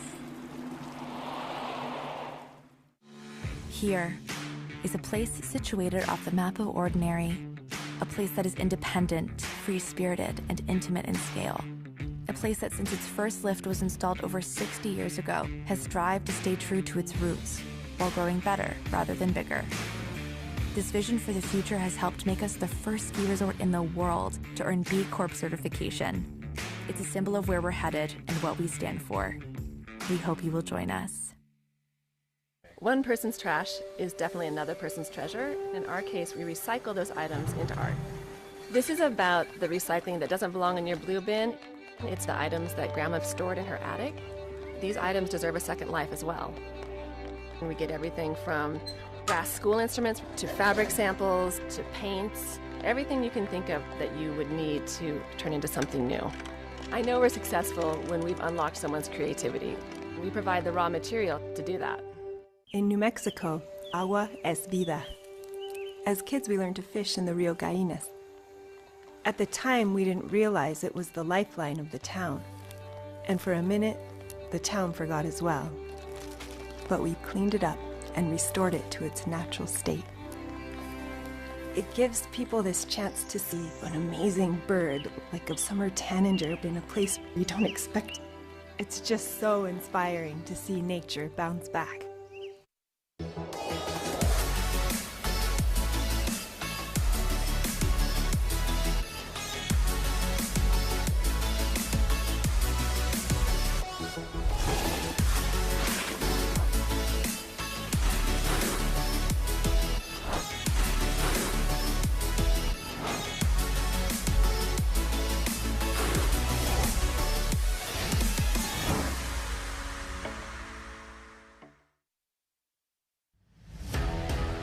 In general, ski racing is a pretty tough sport. Racers ready? Using my DNA vibe has allowed me to train harder, longer, and recover faster. Less days off, more time on the snow, beating my competitors. Having another option to be doing what we love and to continue to race, it just keeps the sport open and keeps you in it.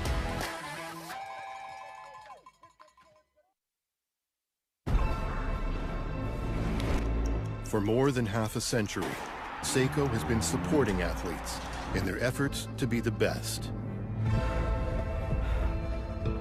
Now, we want to bring this reliable technology to anyone striving for a goal. Because we understand, a split second can change everything. Keep going forward. Prospects.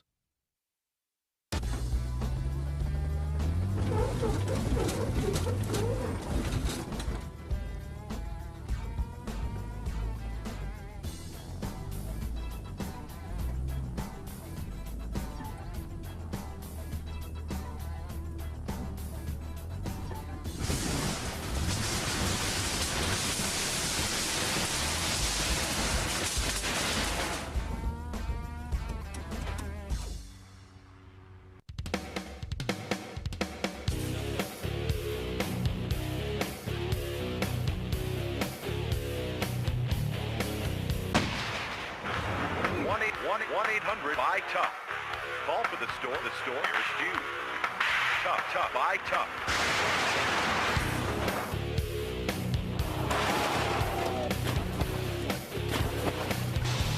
For the best deal on the best shed or garage, visit toughshed.com. One person's trash is definitely another person's treasure. In our case, we recycle those items into art. This is about the recycling that doesn't belong in your blue bin. It's the items that Grandma stored in her attic. These items deserve a second life as well. And we get everything from brass school instruments to fabric samples to paints, everything you can think of that you would need to turn into something new. I know we're successful when we've unlocked someone's creativity. We provide the raw material to do that. In New Mexico, agua es vida. As kids, we learned to fish in the Rio Gallinas. At the time, we didn't realize it was the lifeline of the town. And for a minute, the town forgot as well. But we cleaned it up and restored it to its natural state. It gives people this chance to see an amazing bird, like a summer tanager, in a place you don't expect. It's just so inspiring to see nature bounce back.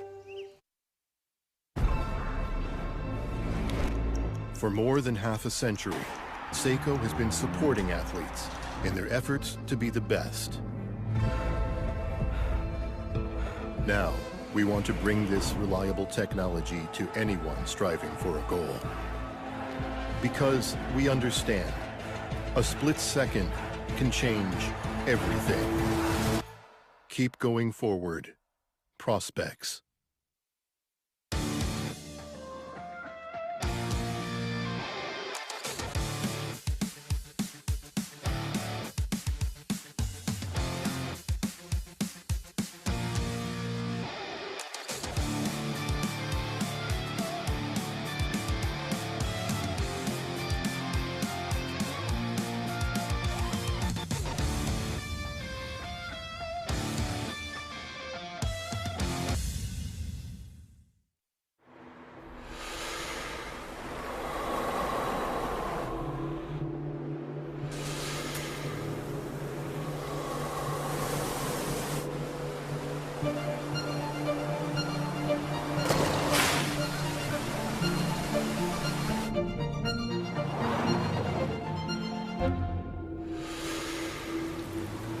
Introducing the first ever Mazda CX-50.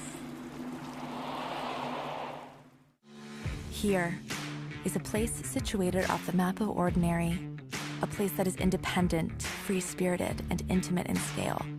A place that since its first lift was installed over 60 years ago has strived to stay true to its roots while growing better rather than bigger. This vision for the future has helped make us the first ski resort in the world to earn B Corp certification. It's a symbol of where we're headed and what we stand for. We hope you will join us.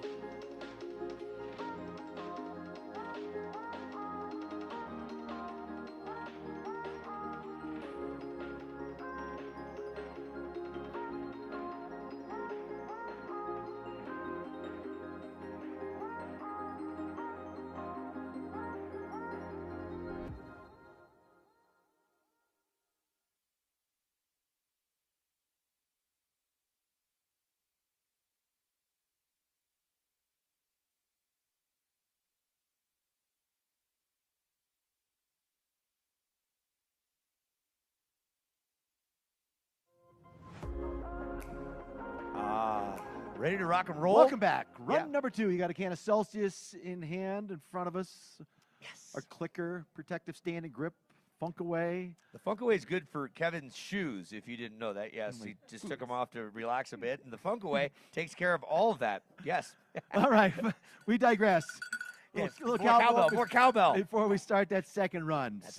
Moving behind the start doors right now, you can see him on the screen. Number 1 of the tour. Number 1 in his course in the first run, Simone Breitfuss Kamlander with a 35.43 moves behind the doors, facing off against David Ketterer, the German, with a 3rd place finish on his first run with a 35.70. These guys are in the field. They're trying to back it up with a second faster run. Who is going to be walking away with the speed run? That's the fastest combined time. And looking at the women, let's get to the we'll women go back now. to that. Here we go. Kamlander back in his tails of his skis.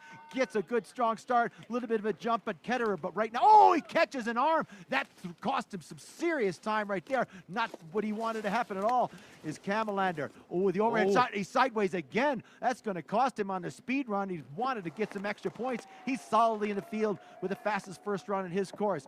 It's Ketterer out in front. Again, not skiing against each other, but skiing against the clock.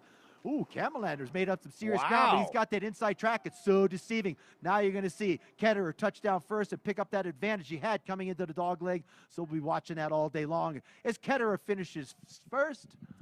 Ketterer time in on the red course is 36.27, 36.27. And then Kamlander with a couple of bobble wobbles, he puts down a 36.83 on the blue course, 36.83. Yeah, no, he's not happy with that at all, but he was safely in the field with the fastest run on the red course side. Wanted to pick up some extra points, so vital here in breaking the tie. Big money for the combined time. Let's watch him again. He got his inside arm caught on the panel. He's so powerful, though, he pulled it off. Then later on, he throws another big scrub in. I think it was down here after he lands. Yeah, right here he throws in almost a little stivy. You see he gets a little right there. He carried so much speed and so much distance trying to make up for that mistake in the first run. Back to the top we go. Reto Schmidinger finishing 4th on his run. He switches over to the red course side as Michael Ankeny on the blue. His first run time was second quick with a 35.94. What's Ankeny have for those valuable combined time speed run points? Yeah, now you see the sticks attached with the banners, the Gorsuch all the way down there.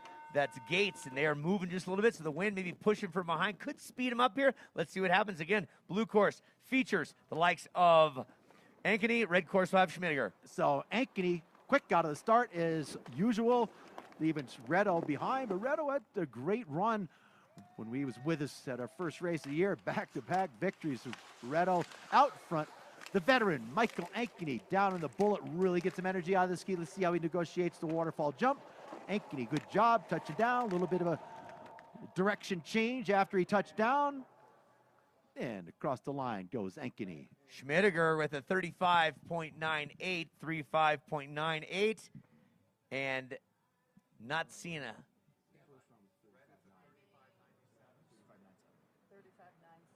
So consistent skiing for Schmidinger, 35.98, 35.97. Oh, 9.7, sorry. So we've got to do a calculation adjustment, Chris. Stand by for time for Ankeny. Stand by. While we wait for time for Michael Ankeny, Jeremy Legier, who's behind the start doors on the blue course side with a 37.09, his first run, and Miha Kuhner on the red, his first run, 37.16, not making that top 8 on that run.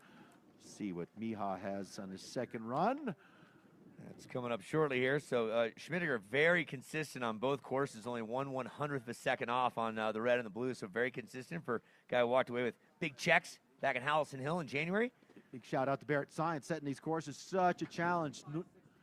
So 3.566 from Michael Ankeny, goes faster on his second run. So Ankeny picks up some time. Stand by. It's a unofficial time till made official. So Ankeny was second quickest on that first run with a 35.94. He's looking strong for a top 3 combined finish as Ankeny, but we got to run the rest of the field to determine that. So as we wait for Legier on the blue and Miha Kuhner. Ankeny. Blue is 3 Ankeny. Then after Cooner and Legier, it's Brett Halsness, Joachim Lean. So now our timing is cleared and ready to go. All right, once again, we're dialing things in here. This is day 1 of 3. Every athlete gets to taste both courses here, and we're shifting it over. Jeremy Legier from France on the blue course. Over on the red side of things, we have ourselves Miha Cooner. Miha second last year in the GS portion of this event. So a shout out to his lovely wife who's watching on. Big luck charm. Let's see what happens here. Even start, nice and clean. Here we go. Miha Cooner on the red, Legier from France on the blue. So Legier, a little bit of an edge from that cool drone shot as they touch down off the first jump. Ooh, a little bit wide on that red course side is the Frenchman. Cooner touching down on the blue again, just racing the clock here. Cooner get the hands high, good that classic clear that we see on the Pro Tour so often. Cooner through that midsection, standing up tall. I don't know if that's quick. Not very aerodynamic as they touch down off the bottom bump. Red course touching down first as they head for the line. Legier, 8th quick on the first run, crosses the line first. Cooner on the red, making it across with a time of 36.82. 36.82 for the red course. What do you see over on the blue course for Legier? So Legier, 37.40. So back to the top, Joachim Lean and Brett Halsness. Battle of Norway here. Lean and Halsness, two strong, screaming Vikings looking to make their mark here. It was Joachim Lean 6th on his course on his first run with the 36.28. Halsness with a 38.74. They swap it up.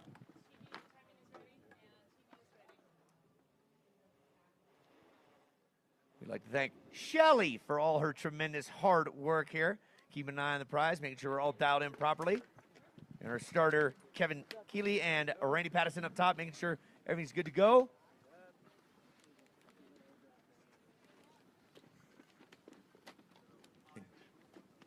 So Kevin Kiley is excited his daughters are coming with mom today.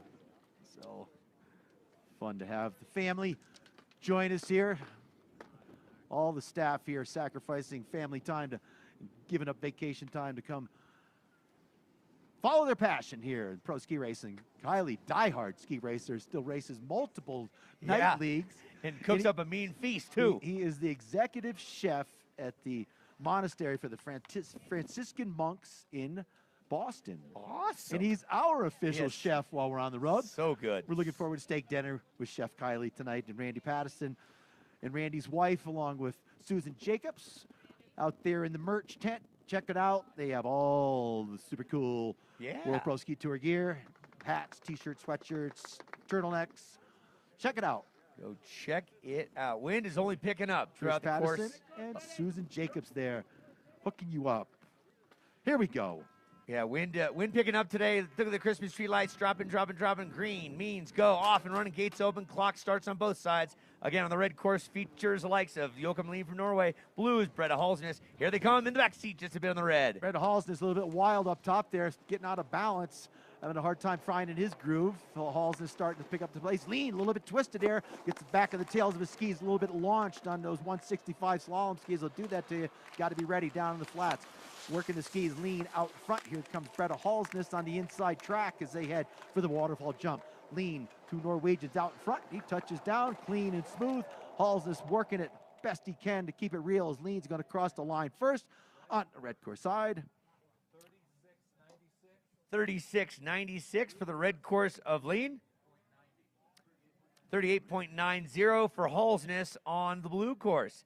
So this bottom part of this course, the cat got in there and pushed this side hill out of the way, removed a bunch of snow. That's when you're looking up, you see a bunch of chunks of snow over on the right-hand side. Some trees have been removed. Snow has been removed to make it a nice, even track. Well done by the mountain ops and the grooming crew. Thank you.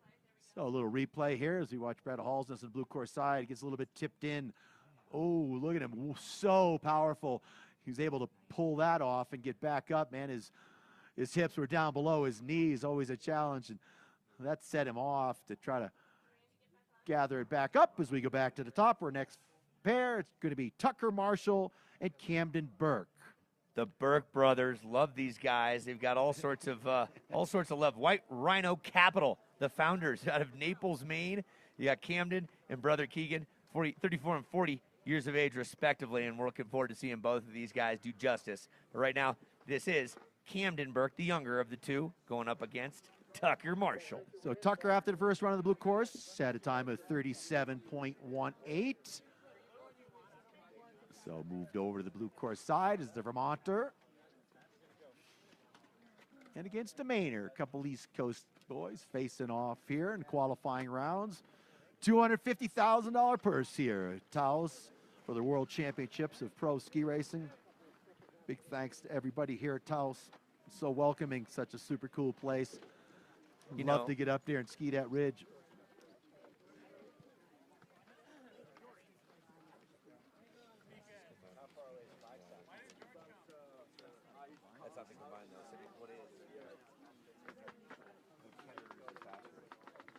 Still working on the combined times for the speed run. Get you some valuable points, So some good nickels. That's coming up. It's a fluid thing. Still some fast guys to go. Forecheck further down the ladder. He was fastest on the overall. So far, Michael Ankeny holding that #1 combined time spot.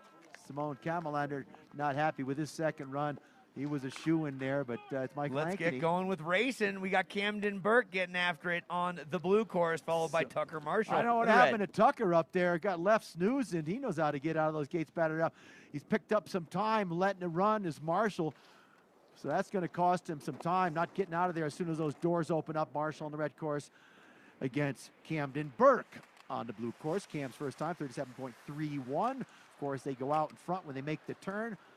Marshall on the red course has closed the gap a little bit against, and in qualifying, you're racing your own course for purely times. So across the line goes Tuck. Boy, that was a big arc there. He laid down. It was. Camden Burke puts down a 38.14. So Tuck, 37.89. Tuck, yeah, 37.89 for the red course, and the blue course, 38.14 for Burke. You know, Burke didn't ski for 9 years. Took some time off. He's got a daughter, Avery. He's almost 10 years of age, but Burke is right back at it now. Good to have you, brother. So both he and his brother race in our local series back in New Hampshire, where I live. There, of course, the top two. And we had a race called the Red Parker Pub Challenge, 48 years of a dual format race. I like it. And he won that, and he was, look at Tucker's finish there. That was a wild one. Back up top, Clarkie, we go. It's going to be Keegan Burke, who DQ'd on his first run. Keegan's going to be on the blue course. That's the left-hand side. Looking up, and we go Jake Jacobs. He's on the red course, son of the Jacobs family from Reliable Racing. Big thanks to John providing the gate panels and yeah, the Reliable Racing been doing it for so long. All the gate panels, all the bibs, banners, you name it. They've got it all. Been doing it since the 70s. We want to thank GoPro also. Giveaway. If you like GoPro cameras, you'd be a fool not to go down at 3 o'clock for the GoPro giveaway. You need be present to win. So at 3 o'clock today, GoPro's giving out a Hero 10. Go visit them and learn more about it. Also, Clarkie, $10 gets you entered into $20,000 in prizes. Go right onto the deck where the tent is, where they're serving up, right at the hay bales. Go there, start asking around. I'm going to sign up for that. Right? Why not? $10? Dude, there was all sorts of prizes last year. People were just walking away with all sorts of good. Need not be present to win. Nice. So for $10, you get a cowbell included also. Get in on that. And also get in on the great deals that Jerry has over at Revo. $250 gets you a pair of goggles and glasses with a value of in excess of $500. So stop over and see Jerry at the Revo tent. Pick yourself up some Revo goggles and sunglasses, and he's got hats and other giveaway stuff. So we're ready to go. Timing is clear. Course is clear.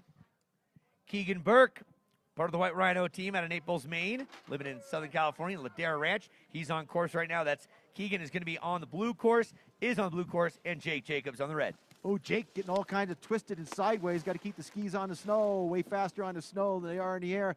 Jacob's trying a hard time finding his groove here. Had a pretty good solid first run. Let's see what he's got for the bottom of the course. Settling in the groove now, trying to keep Burke within his sights as they make the turn. Burke drops down his bullet where you pick up some speed on that inside blue track. Jacobs trying to stay focused on his own course. It's kind of distracting as you make those turns. Burke touching down first. Here comes Jacobs on the red course side. Closed it in. Oh, Jacob's making up some ground there. Took up one of those reliable racing breakaways just at the finish line. He knows a guy. Red course is 38.66, 38.66. Blue course, you're featuring a course, Mr. Blue course is 38.54, 38.54. Looking like Buzz Lightyear out there, Keegan Burke. Looking good. We'll take a peek back up at some of the action here. Buzz Lightyear on the right. Watching both these guys have some struggles. Ooh, Jake just loads the tail of the ski up. Good thing he's strong and fit there. He twisted back around.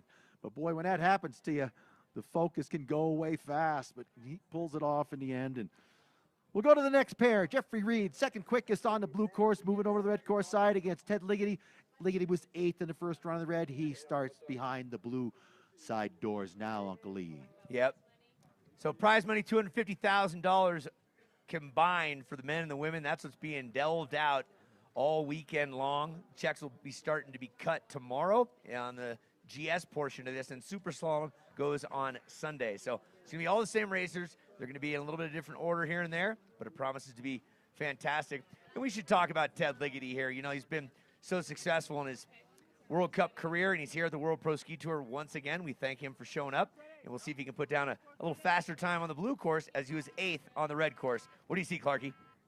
Well, Reed second quickest, so Ligety have somebody good to chase down as they get out clean and even. Ligety over on the blue course side. Ooh, he almost hooks an arm there. Just the same thing we saw Jacobs and so many other guys do. Get that hand down low, hit the bottom of that base, and trouble on the red course side as Jeffrey Reed struggles now. He gets it back together. Is out in front is Reed. Both of these guys are in the field in that first round of qualifying. So right now we're looking for bragging rights and extra points on the day. The fastest combined time picks up 3. Right now it's Michael Ankeny with that fastest time. Jeffrey Reed big trouble there for Reed. He takes a gate with him. Flying across in front of Ligety Lee. He's going to continue as Reed straddles and takes the panel off on his boot. Blue course for Ligety, 38.44 with some great tenacity and focus. Makes it across the finish line, avoiding disaster by the Canadian Jeffrey Reed, who is DQ'd. So Reed is not going to get part of that fastest combined time money, but he was solidly in the field on the first run. Second quickest on the blue course was Jeffrey Reed. Well, Ligety, way to stay focused right there. The recipient of a complete time. You see Ligety up top, gets that arm hung up just a bit. So watch his hand gets down low in the snow, and bam, it hits the base. Man, that can separate a shoulder, do all kinds of damage. Knuckle. Yeah. So Ligety just scrubbed everything up there. As we watch Jeffrey Reed back in his tails a little, getting launched on those short skis. Man, you got to be ready for the energy to release on those skis because it's going to send you. So he goes awkward off that red jump side. Again, scrubbed down low and late. So struggles up there for some of these guys in the second run here, surprising. A lot of the women went quicker on the second run. So let's see if anybody's got the giddy up here in the second run to better a time, but you got to make no mistakes to get it done. So let's watch Reed go off this jump here. Camera will switch. We missed what happened there. Then the second jump after the bump, he straddles, takes the panel with him on his left leg across the track of Ligety. Ligety says, I'll just keep going here. Yeah, just keep making it happen here. So that'll wrap that one up. Reed DQ'd, 38.44 for Ligety. We are halfway through the second run. Let's go to the top now. We stick with Canada, another brother of Mr. Jeffrey. This is Eric Reed. Eric's going to be going on the blue course. He was 3rd in his first run. Now we go Andrew Hancock, who will be on the red course with a 38.33 on his first run. So Eric Reed winning the GS portion of our event here last year, taking away 20 grand. His combined points money, $33,250. Let's see what the Canadian has on the blue course side as they drop down the pitch. And looking clean and smooth, Eric Reed.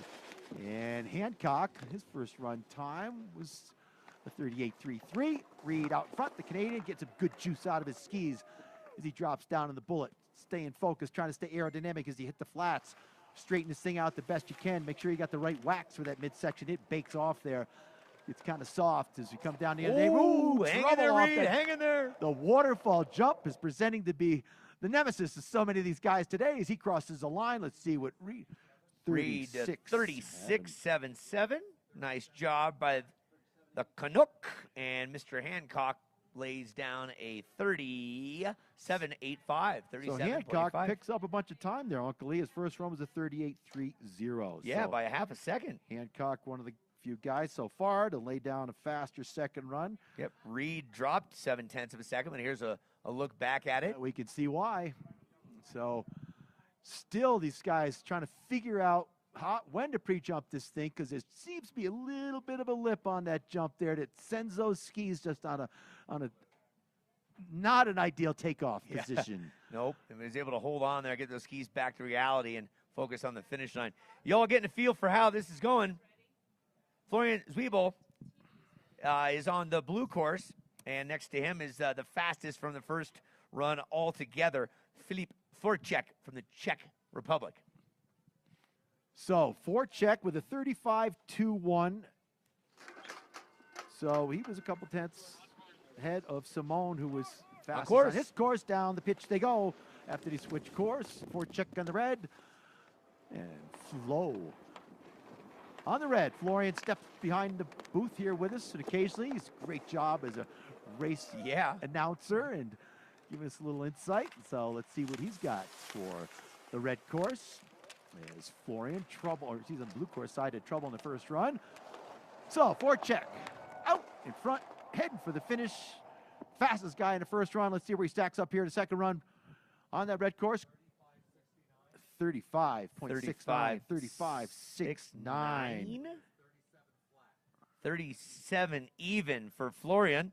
37 so about 4 even. tenths slower for Forček. Well, if you ski this thing a bunch, you have the opportunity. 31 gates, if you ski it 10 times, that's 310 rotations around the gates.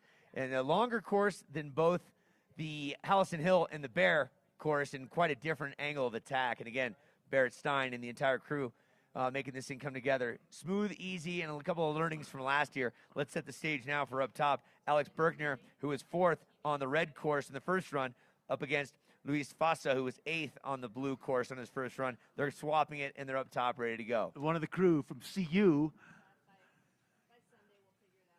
So rumor has it Richard Rokos is going to show up here. Come now, come now. Yeah, Richard Rokos. On course. So here we go. Only a few pair left to go to put together the field for our elimination round. Slalom tomorrow. Want to remind all athletes to the top when this second run is over. Trouble up there. Both these guys scrubbing speed as they struggle to stay on line after that first jump, getting it back together here as it flattens out on the bottom. So Bauza over on the red course side trails Berkner. You race against the clock, but you got to come out when the doors open up, because that's when the clock starts. Tomorrow, first guy across the line starts the clock, second one stops it. Differential we go to tomorrow. So blue course first. 37.58 for the blue course of Berkner. 37.86 for the red course for Fausa. Again, Fausa 37.86 and Berkner 37.58. So we're going to do a little repay and see how it went for these two at the top there. We saw some struggles. And here we are at the first jump.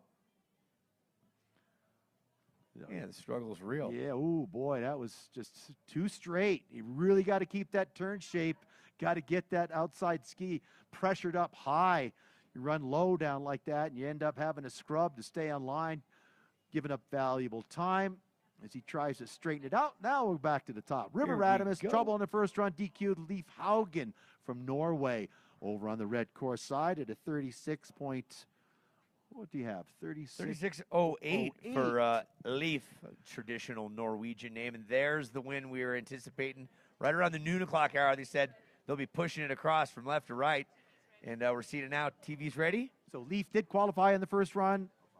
Correction, Leif Haugen 36.05. So keep in mind, anything comes out of the speakers is not official. Until made official. Yes. We are human. Dyslexic announcers.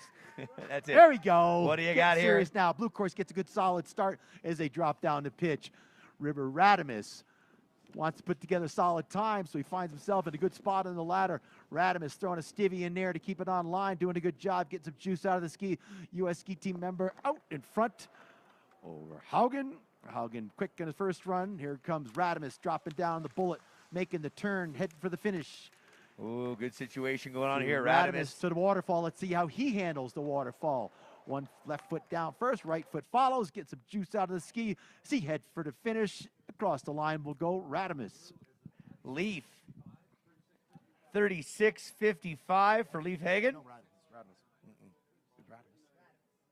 Radimus, excuse me, 36.55 for Radimus, and Leaf Hagen a 36.59.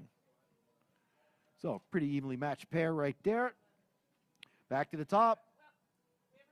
Oh, And a little peek replay back, here. yeah. And again, on this course, deceiving as can be because you see blue Radimus way out in front, but then an opportunity to close the door as it's kind of off-shifted here for the blue, red to come on in. But for Radimus, that was key to put a solid rundown after a DQ on the first one. Great season for Radimus. You saw him at Squaw. We saw him out at Aspen as well. Great 2 World Cups back-to-back this year on American soil. Okay, so you're getting an idea how this whole thing unfolds. We're going to go to the top one more time. 4 more pairings left for our qualifying day. The Croatian Leon Nikis is going to go on the blue course up against Sean Horner. Nikis was 6th from Croatia on the first run on the red course, and Horner did not make it into the top 8. He's going to be on the red course. Looks like we're waiting for athlete in the blue course to slot in. Leon. And you know what's coming up, Kev? After the 12:30 hour, we're going to have a kids race. Waiting to get all the full information on that. Get the kids on this course in a modified track. See a whole bunch of them gathered up there at the start. If you have opportunity when you're skiing to get up to the start, big energy. Super cool place to watch a pro race. The energy these guys coming on the start gates like thoroughbred horse racing as they bust out on track. Here we go. Lights go green. Oh, trouble comes up against the doors on the blue course side, trying to get the jump. New to the pro format. Cost him some time up there, but trying to get that timing down for tomorrow's elimination rounds. Man, he's all over the place on the blue course side. Red course struggling to stay alongside his Horner. Both these guys having a wild ride here, Uncle Lee. Yeah, that's for sure. Nick is getting hung up there, the Croatian, with the 6th fastest time on the red course. Now he's on Blueberry Hill, getting down the hill, looking for some thrills. Sean Horner looking to put one down on the red course. It'll be the Croatian across the finish line first right about now. So 37-18, 37-18. 37.83 by Horner, 37.83 on the red course. Horner did a good job picking up time. He must have had a serious mistake in the first run with that 39.67. Back to the top we go. Wiley Maple steps behind the doors on the red course side. Here's a peek also. Take a peek. You're talking that gate there. Gets hung up. Body's all cattywampus. I can't get out. I can't get out. And it's so demoralizing. Yeah, it's like a bull out of a gate gets his horn stuck right there. But Leon said, I'm going to put it behind me and focus on the finish line. Oh, it's trouble on the red course side. All kinds of twisted. Reach around, pull his wallet out of his pocket there. Going to buy you a beer later on. Let's go to the top. Patrick Kenny out of the USA, 5th place in the first run on the red course. He goes to the blue now. That's Kenny USA on the blue. And we go over to Wild Wiley Maple, who was 7th on his first run of the blue course. He'll be on the red course. Wiley hates slalom skis. Wiley likes to go fast. He really does. But he's like, these are stupid. Yep, he loves it downhill. He loves the Super G, and he's having some sort of love affair with. Figured out how to make him work on the first round. Here he goes. Out on track they go. Let's see how this one shakes out. Patrick Kenny on the first one was 5th, and Wiley was 7th. They switched courses now. Patrick on the blue course side. Skied out of Attitash, where I coach back in New Hampshire. Yeah. So putting together a solid run. Wiley over the red course side. So at the turn, blue course out in front, as it always is. Wiley will close that gap once they make the turn back on the red side. So really awkward landing off the waterfall. Can't touch both skis down at the same time. So real struggle with these guys. So cross the line to go. 37.20 for Kenny, 37.20.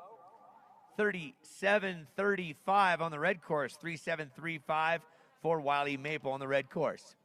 Nice job, lads. Here it is up on the big screen, thanks to our graphics and timing gods and goddesses. So replay here. So off that top jump.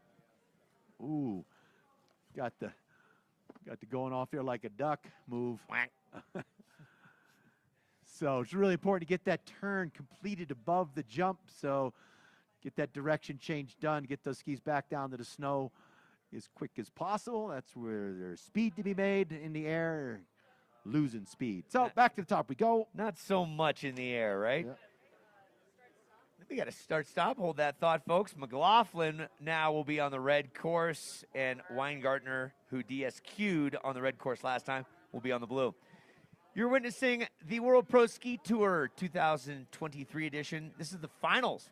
Third stop of 3. We started up at Steamboat at Hallison Hill, legendary place in Ski Town, USA, the home of more Olympians than any other ski town across our country, even North America. Then we headed to Bear Valley with a lot of history where the likes of Spider Savage raced back in the day in 72, and it was revisited there. We had a great time. It was windy as this, if not windier, and it was a great event. Now we're here in TAOS Ski Valley, March and early April to get things going. No fooling. We're ready to give out $250,000 in prize money. Tomorrow features the built ladder of the men and the women. Second to last pair here. Doors open up. Out on course they go. Weingartner on the blue, McLaughlin on the red. McLaughlin gets a good strong start. Down the pitch he goes. Good shape. Clean and smooth. Gets those skis on edge. Top of the turn. Putting together a solid run on the red course side. McLaughlin. Weingartner falls behind on the blue. So Weingartner trying to close the gap as they head for the waterfall jump. Over the red course is McLaughlin putting a solid run together. Let's see what the clock says as he has 1 to go. McLaughlin crosses the finish line. 3:743 for red. 40.50 for the blue course of Weingartner. Again, second run for red. McLaughlin, 37.43, so picked up a little bit of time on his first run. So a quick reminder, all athletes to the top once this round is finished for a mass side slip. Course is holding up really well. If we side slip this out and stay off of it, we will not have to reset. So Barrett Stein going to be happy about that. Everybody knows the track, knows the course. We'll probably trim up some of the jumps, make those a little more compliant, and good rerun here. Yeah, cold temperatures anticipated tonight down into the low teens, so it's going to freeze up good. And we got kids up top in just a bit for an inspection for the kids race after this. Our final pairing features an 18-year-old local kid, Ian Olson, who put down 41.77 on his first run. He'll now be on the red course. He'll pair up against Jack Reich from the USA, and he had a 37.68 on the red course. Now he'll be on the blue. So a little delay at the start. What's going on at 3 o'clock again, Kevin, at the GoPro booth? Ooh, big camera giveaway.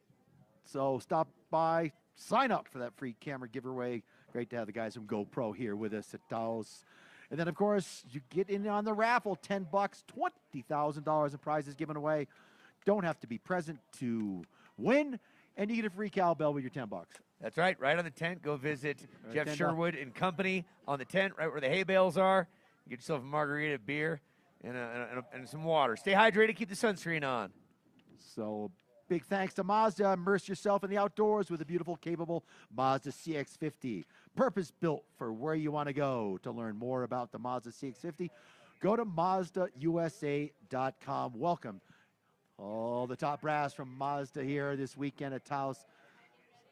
Super cool events with the World Championships giving away $250,000. As this is the final run for qualifying here. Big thanks to everybody at TAOS. All the hard work going in to make this happen. What an excellent opening day, Uncle Lee. Oh, it's as good as you can have it. Mother Nature's still providing great opportunity. Right above there, you can see the wind-blown Kachina Peak. Let's get it on right here. Olson, local kid on the red course. Slower start. Look at the exuberant start of Jack Reich. Jack jumping right out there, giving it hell. Is Olson trying to figure that start up a little bit low and wide there, scrubbing some speed. Is Reach out in front, so Jack gets the drone shot on him. So Reich makes the turn. Let's see what he has on his second run time. Jack's 37.68. Solid run for the CU skier and his whole group of teammates. Yeah, the entourage came down in the van, ready to rock. And there's Reich with the speed time of 37.58. 37.58, very close to his first run. Good side, good run, Jack. 40.72 for Olsen. Well, very close for Olsen. He had a 4.177 and a 4.172. And Reich with only a 100th of a second difference. So we're going to roll replay, and this will, of course, wrap up our qualifying round. Kids race will be coming after this. And Lisa Mutt's hard at work here, typing all the times into the computer. We'll be able to generate our start ladder here shortly. And we'll be able to go over the results here with you as we watch this replay. So Jack over in that blue course side. It's a little bit wild, rodeo over that first jump. Yep. So these new young athletes trying to figure out the starts and jumps, always interesting to watch. And the young athletes up there, look at them gathered around. Yeah, look at that, getting the guidance from TAOS Winter Sports Team saying, hey, here's what this is like. Maybe some of you have done it before. Maybe you haven't. Right now, we're going to take this opportunity to thank our sponsors, take a little commercial break. We thank everyone affiliated with this great event, especially our sponsors. Couldn't do it without you. There's a lot of pros and a lot of veterans and a lot of legends out in the mix. If you see them, give them a high five, give them a hug. It's National Hug a Legends Week, so go on, do that. My name's Uncle Lee alongside Kevin Clark. We'll take a breather on behalf of the whole team. Thanks for being out here for the final stop of the 2023 World Pro Ski Tour. Back in a bit with some more results and an update with what's going to happen with the kids' race. Good luck, you young ski racers. You young little whippersnappers.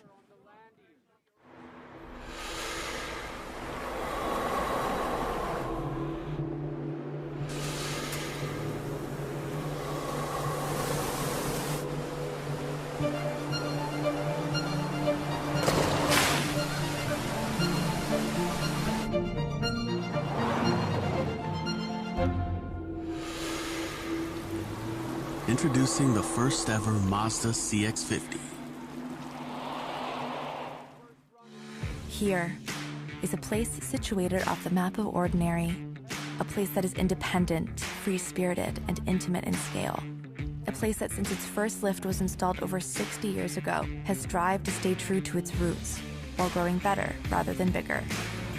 This vision for the future has helped make us the first ski resort in the world to earn B Corp certification. It's a symbol of where we're headed and what we stand for. We hope you will join us. One person's trash is definitely another person's treasure. In our case, we recycle those items into art. This is about the recycling that doesn't belong in your blue bin. It's the items that Grandma stored in her attic. These items deserve a second life as well. And we get everything from brass school instruments to fabric samples to paints, everything you can think of that you unlock someone's creativity. We provide the raw material to do that. In New Mexico, agua es vida. As kids, we learned to fish in the Rio Gallinas. At the time, we didn't realize it was the lifeline of the town. And for a minute, the town forgot as well. But we cleaned it up and restored it to its natural state. It gives people this chance to see an amazing bird, like a summer tanager, in a place we don't expect. It's just so inspiring to see nature bounce back.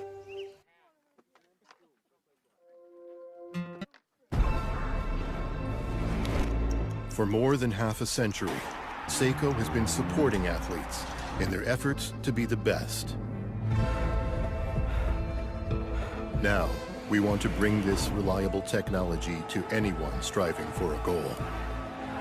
Because we understand, a split second can change everything. Keep going forward. Prospects.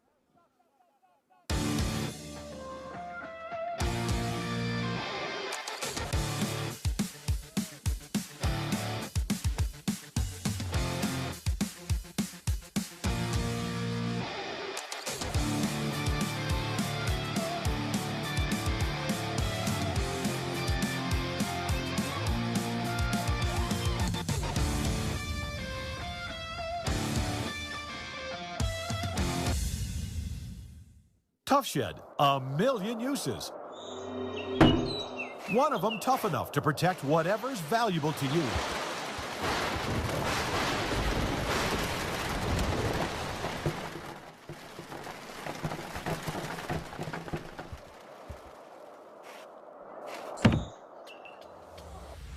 Tough Shed storage buildings and garages, coast to coast.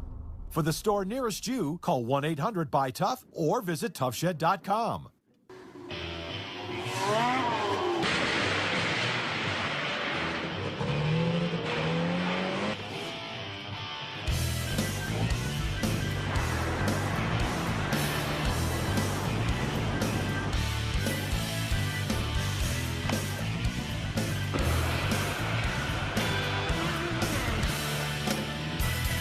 For the best deal on the best shed or garage, visit toughshed.com.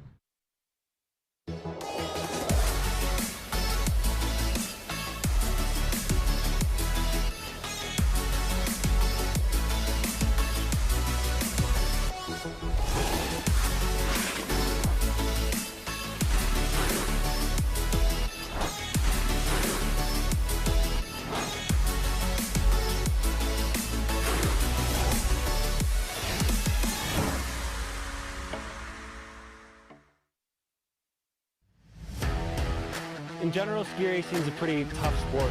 Racers ready? Using my DNA vibe has allowed me to train harder, longer, and recover faster. Less days off, more time on the snow, beating my competitors.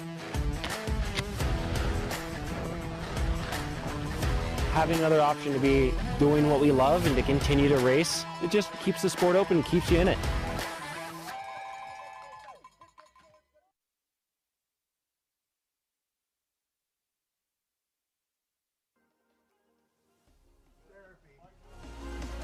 This just in. Please report up to the top if you're an athlete to help slip the course. Once again, please report up to the start to slip the course so we can make it real nice for later on. Thank you very much to the management.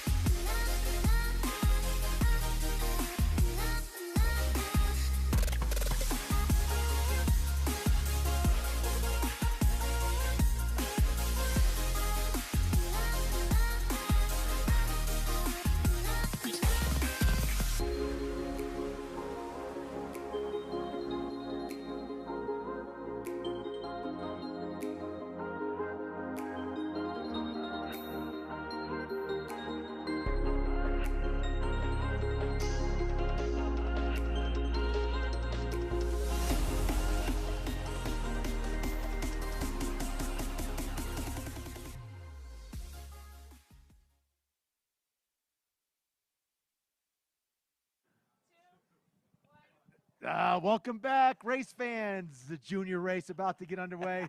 Uncle Lee appropriately had it up. That's it. Yeah, it's kids race, man. Jeffrey the Draft's out there. Toys R Us, Kids R Us, ready to send these kids U10s all the way to 15 to 16-year-olds.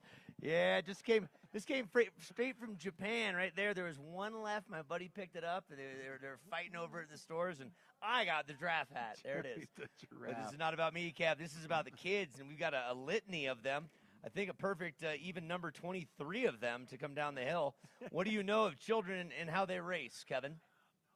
I know they're about to have an experience that they've never had before. Yeah. Running a pro course, coming from behind the big heavy gauge aluminum start doors, facing down the course, 3 big jumps. These young athletes are going to run the whole thing. The whole gamut. The whole shooting match. Yeah, we're ready to race. Here's how this works. We're going to go U10s. These are all kids under the 10-year of age of 10, and we're starting with Maxwell Frey versus Caleb Knoll. Now, the format here is similar to what we just witnessed on the pro side of things. They're both going to get an opportunity to run both courses. You can see the colors are dropping right now. These kids can't even see over the doors. That's right. Classic.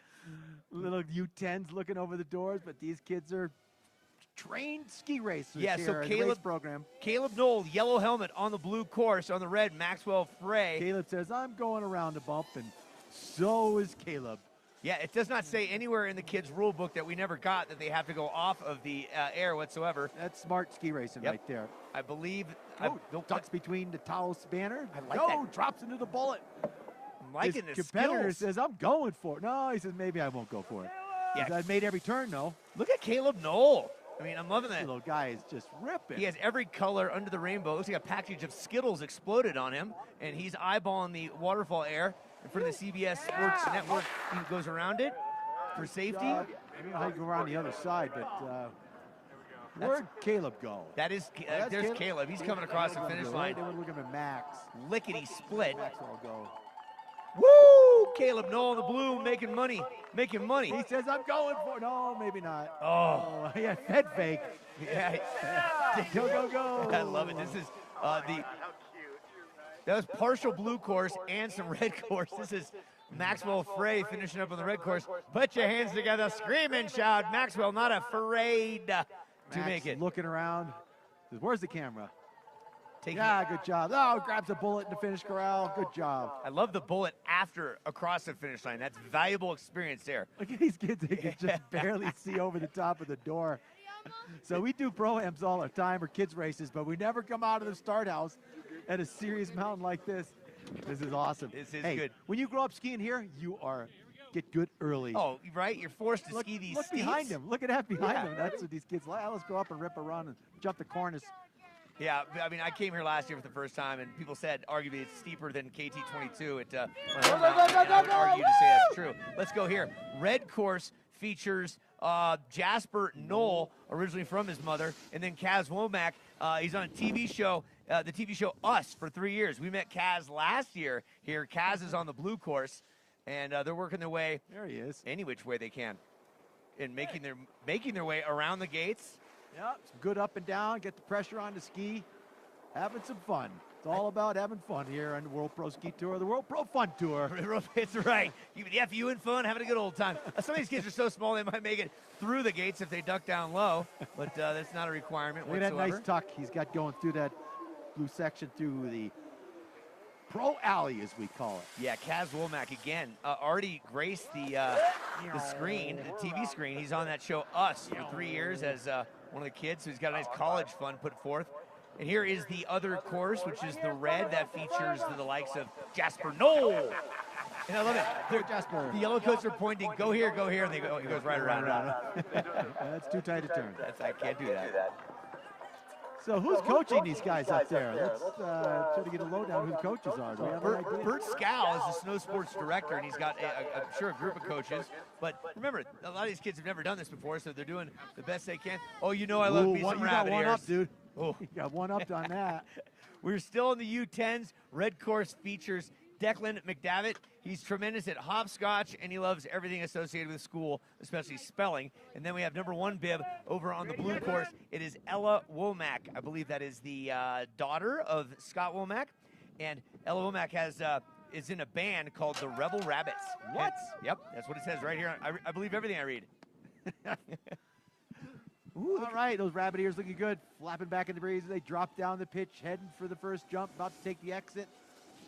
No, going for Yes! it. Yes, rabbit ears, nice, and I'm not going around. Look at this one go. Good stuff. I'm thinking I have him confused. I'm thinking Ella Womack is on the red course with the rabbit ears. Just guessing. Oh, did it again. And Declan McDavitt of the McDavitt family on the blue course. Nice, good angles, good pressure on the ski top of the turn. These two doing an awesome job. Look at that nice tuck.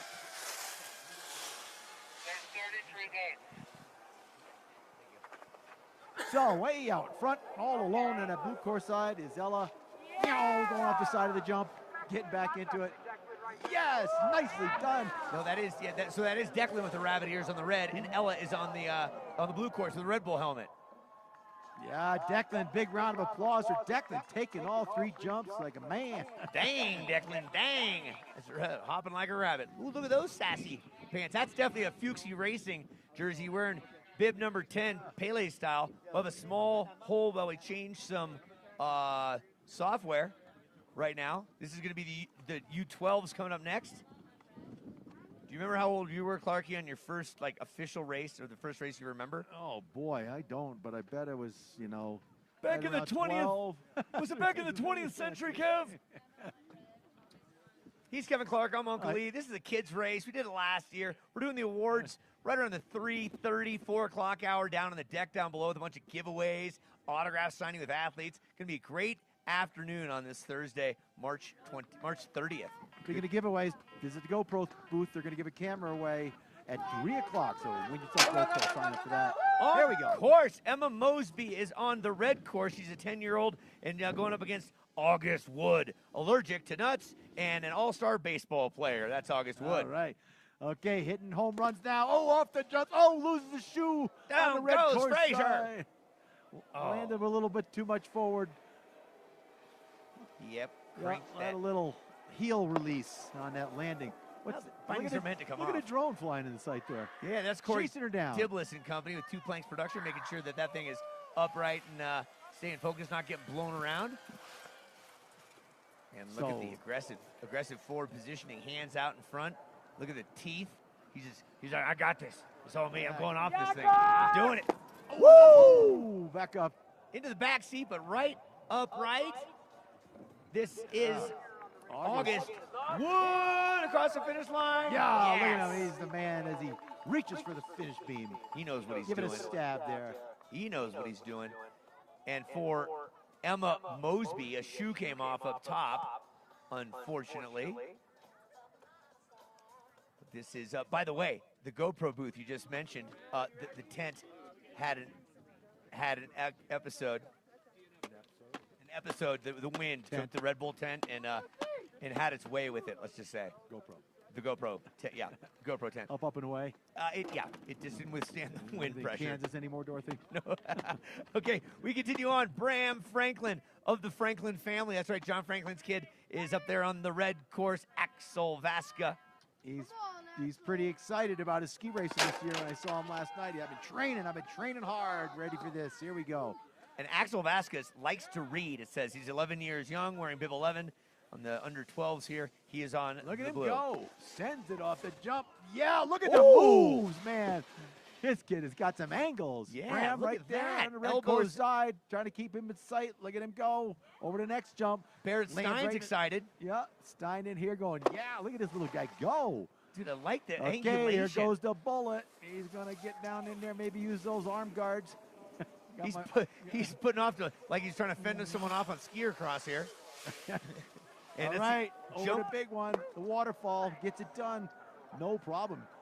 These guys are making the pros look bad. This kid has got it going on. And right next to him, that is that's the blue. Excuse me. Bram. So Bram on the the red. He's heading to the Axel. finish line. There goes the bullet out of Bram. Franklin reaches for the line and brings it to a stop. Slam Bram, thank you, ma'am. Nice job. And Axel, that was the leanest, nicest looking run we've seen. And we shifted on over to the top now. Alexander Frey is on the red. Who's on the blue? Oliver Mosby on the blue course side, waiting for the start cadence. Yep, Alexander Frey has a quote. He says, on the other hand, you have different fingers. No kidding, good job. Oliver Mosby says, a day without sunshine is like night. So we have two very deep philosophical competitors coming off right now. Frey is on the red and Mosby is on the blue. All right, Mosby gets the jump out of the start, putting together a solid run. Good edge angle at the top of the turn, pressuring his ski off the jump. Just barely makes it over the knuckle, but he's got a good solid run going. Out in the soft line, shall we say. Yeah, these guys having some fun here with the World Pro Ski Tour. Well-rounded turns, well-rounded turns by the orange helmet. Yeah, looks down Pro Alley, full bullet. Oliver Mosby of the Mosby tribe. All right, eyeing up the waterfall jump. Nicely done. You see those eyes looking down the hill, Kev? You see that? Big as saucers. Yeah. Nice turns, arcing, slice and dice, and give it up for Mosby. Love the little stab at the end there. The little arm goes bang on here. Alexander Grand Frey on the red course, coming into plain view. Y'all put your hands together, make a little bit of noise, get the cowbells going for Alexander Frey. I like it. Alex.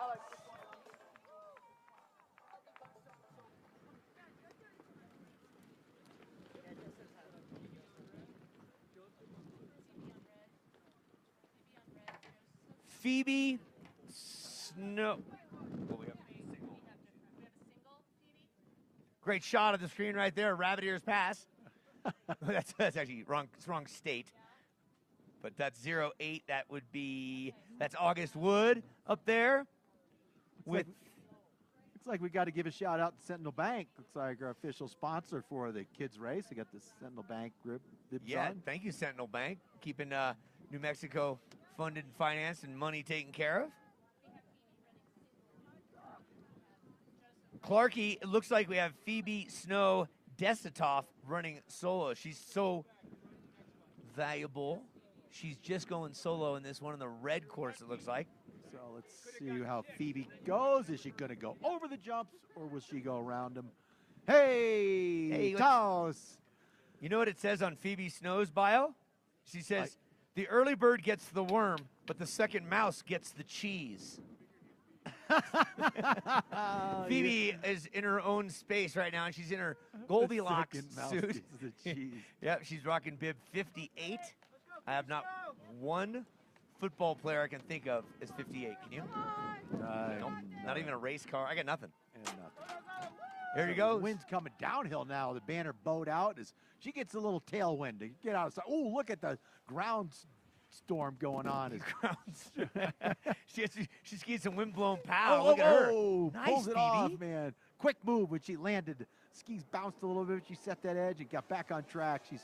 She's looking good over the next jump. All right, roll the windows up a little bit, but she's all looking good, Dunkley. Yeah, I like the angulation, and she's keeping that head focused downhill. Nice upper-lower body separation. Angulation is very good. She got some long hair. Look at that, just flowing behind her. All braided up. All right, ready for the waterfall. Nicely done. What a great group of athletes they put together for the kids race. Handling the waterfall better than some of the pros. That's it, yeah. Phoebe Snow Desitoff. I like what I see. You're going to head back up and get on the blue course next time. Way to light it up.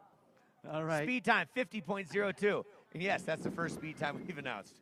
So Vincent Bradley and Joseph Gallegos. Looks like Gallegos. Yeah.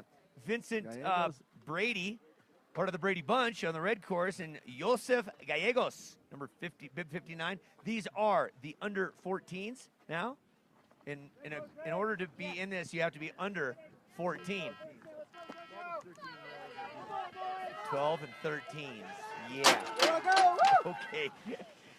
Here they. All right, good even start by both these guys. Vincent on the red course side. Oh, trouble. Disappeared behind the fence on me there. But look at Joseph Gallegos get her done on the blue. Joe, solid pressure on the ski at the top of the turn. Making moves over the second jump. He goes. No problem. Whoop. Uh-oh. In the red, it looks like Vincent Brady having an episode with a snow snake. We're scared of the paparazzi. Chased by the drone. The drone is scaring him down to the ground. And nothing but a good time out here. This is the kids' race, and right here, dropping it off on the blue side. That's nothing when you climb to the top of the bowls here. And I guess the corners is like 20 feet high, so that jump is nothing. Yeah, nothing. These kids know what's up. Yeah, they're like weeble wobbles. They don't fall down. He looks over his shoulder for his fellow competitor, and nowhere in sight. Gallegos, sub 50. It's a 49.57. That's probably one of our fastest times of the day, unofficially. Is a little course maintenance going on as the next two. Here's Vincent Brady. Go, Vincent. Yeah. Yeah, look at him get some juice out of the skis. Whoop, whoop, yeah, tough break up top for him, but he shows us his style at the bottom. Yep, Vincent's a tremendous hopscotcher all around the school play yard, that's for sure. And now we're going to go, oh, look at the wind now, get a wind buff up top, a little groundswell, yeah. The red course is going to feature a yo-yo fanatic by the name of Koenig Pearl. And then Max Oliver, the 13-year-old, is on the blue course. All right, behind the doors, intensely focused, is Kevin Kiley, Randy Pattison, and the crew from the World Pro Tour. All bundled up now, winds change directions. Yeah, the gates open up and then push the athletes back up the course. Here, soaking wet, they're about 90 pounds with boots and lead skis on. Again, second year we've done this event here. We had the kids race last year. Awards, props, and accolades at the 4 o'clock hour down in the village by Lift 1. All right, we're ready to go. Timing TV already for our. This is the final pair in our first run, if I'm not mistaken, or is there a second page? There it is. So then we go to U18s after this pair. Yep, and Koenig Pearl won a pull-up competition, and Max Oliver won a push-up competition previously in their life. And on course, here we go. Max Oliver on the blue, on the red, Koenig Pearl. Max got the wide stack track Pontiac stance. Yes. Getting some good edge angles. Look at that. Look at the width on Oliver. I like the width of this. We tell the young kids, you got to get those feet apart. You got them together. You can't get angles. He's getting some angles. You're not kidding, yeah. More than shoulder length apart here for Oliver and Pearl. Into the tuck. There we go. Good close race between these two. Blue Riveting. picks it up, and when we hit the waterfall, the red turns it back around. They're going to both go, oh, over the jumps they go. Yeah, good run by these two. This should be a good quick time. Let's go to the score. Pearl on the red. What do you have for us? Pearl laying down a 45.23, and Max Oliver with a 46.66. So two of the fastest times of the day right there. Bingo. Now we go to the U18s. That's 16 and 17-year-olds, the big dogs. Okay, on the blue course, Isaac Olson. He ran the course earlier today, so he's got an idea of what goes on. That's Isaac Olson on the blue, rocking Sammy Hagar bib 55. And then on the red course, Corbin Horrocks of the Horrocks family out of Wolf Creek, Colorado. And he's been racing since he was 5 years young. So is Isaac Ivan's brother who raced with us today? I think he is. Isaac is not related to the Olsen twins in any capacity whatsoever. Autograph signing by a bunch of pros and a bunch of legends of sport going on today after the 4 o'clock hour down on the deck. That was a hugely successful last year, huh? Oh, last year was hilarious. Franz Weber says, hey, do you think I could get in on this? Excuse me, Franz Klammer says, do you think I could get in on this? And he wedges himself between a couple of the athletes, and some of the kids had no clue who the Kaiser was, but he's here again today. We'll be lucky to have him with a Sharpie in his hand. And George Auger with him. Auger. Yeah. George, you got one of Franz. the World Pro Ski Tour standouts, George Auger. Good old Auger. Here. Yep. You got Tamara McKinney, Deb Armstrong, Pam Fletcher, Phil and Steve Mayer. I mean, an all-star cast out here. All right, wind is just a whipping up there as we begin with the U18s. Let's see what these guys have for the course. Isaac Olson and Corbin Horrocks out on course. Corbin on the red course side, Isaac on the blue. Isaac, good strong start. The bigger kids got some longer legs, getting some good angles. Yeah, Isaac, I remember, he was, I think, our first forerunner. Yeah, he was all alone out there. Yep. Good job. Got a good idea of how this course is set. Grabs the bullet early, got the high bullet as he makes the turn into Pro Alley, which has been widened significantly from last year. So Isaac out in front at the waterfall. Good job. Quick feet as he lands it. Right back on the gates, hooks an arm, pulls it off though. Hey, crosses the finish line on the blue course side. Oh, trouble in missing red it for by Corbin. that much for Corbin Horrocks. Just taking it too wide, missing that last gate. Isaac 41.80, fastest athlete on the hill in the junior race, as it should be these older kids. Isaac goes 41.60. We just knocked 2/10 off of that right there. And Horrocks 43.86, missing a gate. Here we go with Jasmine Brady on the red, over on the blue, Ava Renner. Ava, a huge fan of Harry Styles, of course, one-time member of the band One Direction, touring the world right now, over in London in June. She wins this, she may just get a hall pass to go over there. Jasmine Brady of the Brady Bunch on course, on the red course. So, Ava on the blue, out in front, heads for the first jump. She handles it no problem. Good direction change, gets those skis back in the snow, and here comes Ava on the red-blue course side. There's got to mix up there. I did. Ava on the blue. I like the whole blue outfit that on the Ava's red. got going on. Look at that. Right on the gates now. Down in her tuck. Head through Pro Alley. Head for the waterfall jump. Got to be thinking about that right now over the waterfall jump. Ava Renner right Nicely now done. charging on the blue. Julia Mancuso had an outfit like that years ago, and she's skiing a little bit like Julia right now. And across the line goes Renner. What's your speed time? Up, up, up, up. Oh. It's okay. It's 47:31 was Renner's time, and we're still looking for this Jasmine of Disney lore with A little bit of trouble in that jump. Yeah. They gave the pros a fits up there today. So, big cheers from the crowd. We cross the finish line. Back to the top we go.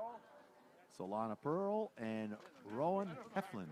Yeah, Solana Pearl, also Women's U.S. Southern Series champion. She's on the red course, going up against Rowan Heflin.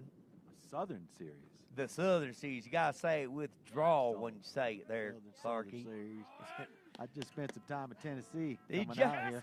Fantastic. That's where they invented the toothbrush. You know, anyone else built toothbrush. Oh, trouble out of the start in the red course. Loses a pole, came out of the launch pad, and she's back on track and focus. Gets some good energy out of the ski, making up some ground on the red course side. So, pretty even race as they head for the second jump. Look at this. Putting some energy into it. Pretty evenly paired, these two. So, turn for turn, heading down to Pro Alley. Rowan's got those the elbow angle out, and then he gets into the tuck, and he's making up some good time. What will Solana Pearl on the red course do on the inside?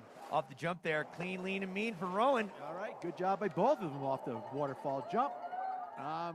Absolutely impressed with these young athletes getting after that waterfall jump. Yeah, hey, Rowan, your time, 45.86. Solana Pearl, 47.29. Great racing, great safe action. So we'll send it back to the top. We're going to go to commercial. We'll come back to that second run. Good times. Sounds good to me. Commercial time.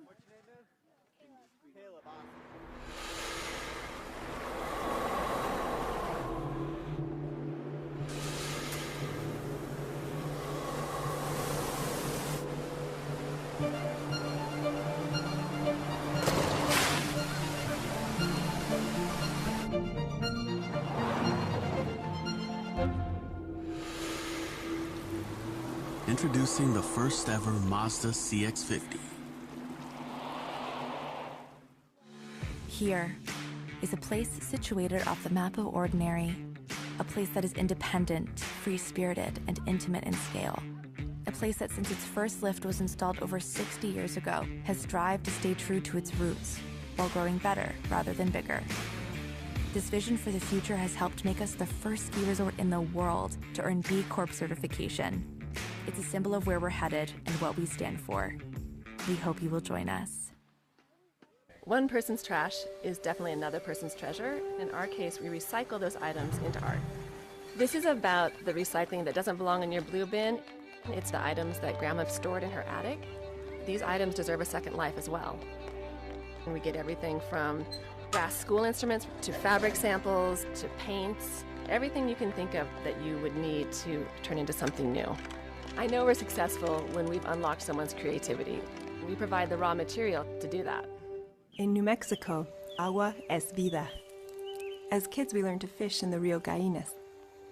At the time, we didn't realize it was the lifeline of the town. And for a minute, the town forgot as well. But we cleaned it up and restored it to its natural state. It gives people this chance to see an amazing bird, like a summer tanager, in a place you don't expect. It's just so inspiring to see nature bounce back. For more than half a century, Seiko has been supporting athletes in their efforts to be the best. Now, we want to bring this reliable technology to anyone striving for a goal. Because we understand, a split second can change everything. Keep going forward. Prospects.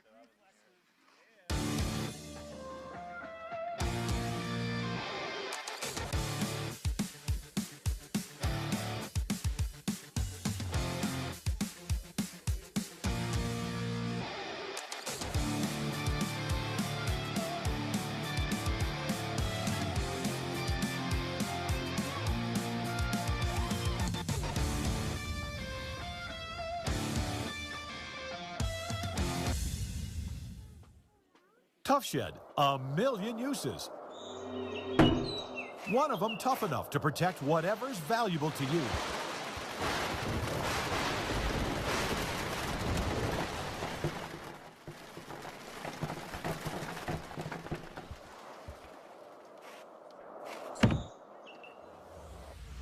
Tough Shed storage buildings and garages, coast to coast. For the store nearest you, call 1-800-BUY-TOUGH or visit toughshed.com.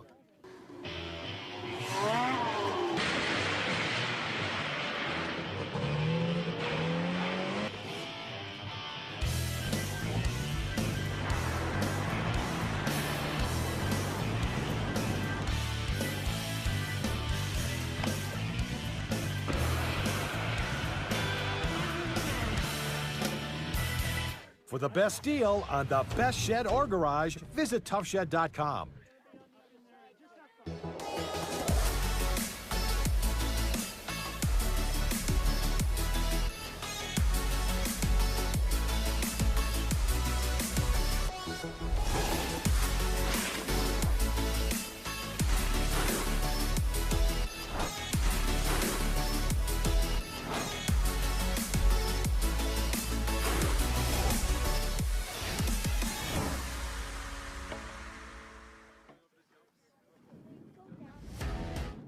In general, ski racing is a pretty tough sport.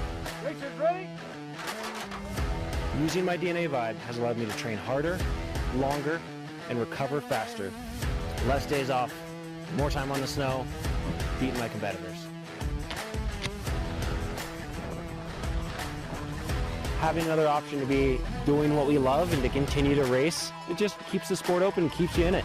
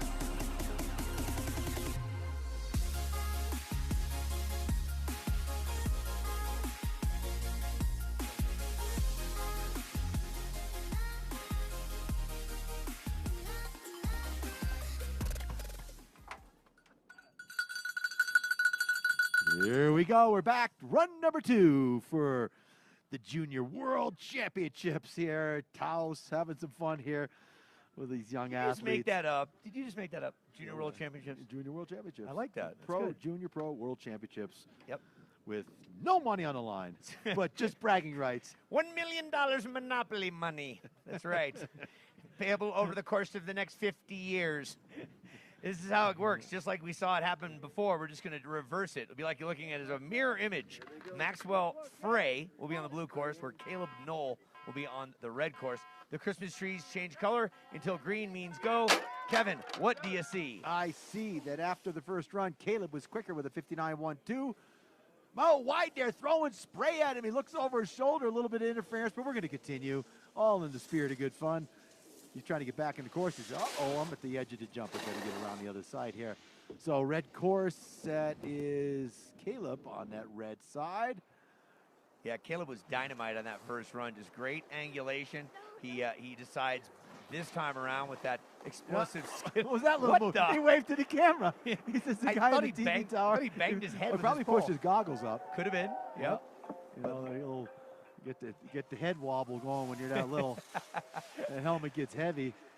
Yep. Yeah. After a while. Those colors, everything under the sun. They work on those neck muscles like Formula One drivers do. You put a bungee cord on the side of the helmet, you work that neck. Right? Work that neck. Yeah. He says, don't drop off in the woods there. Oh. He says, well, that's still pretty steep over there. Yep. It's a nice little around the red drop. course side goes Caleb. Here comes Max. He's going around the yellow coats and a television camera there. He ducks behind it. He says, no more pictures. He almost had time to He's sign an autograph over there. You know, paparazzi is after these kids all the way down the hill. That's it. Get a high five. Wave to the queen. Wave to the queen. Max Frey looking to put down 123. Oh, he looks back uphill for some reason. Yes. To make sure he wasn't being chased by the paparazzi again. Yeah, once across the line, grabs the bullet to the bottom of the corral. 126.14. Poor little guy's got to peek through the middle of the doors, get himself lined up for the first gate. Looks over at Dad or somebody taking some pictures up there. All right, let's get it going here. This is Kaz Womack on the red course.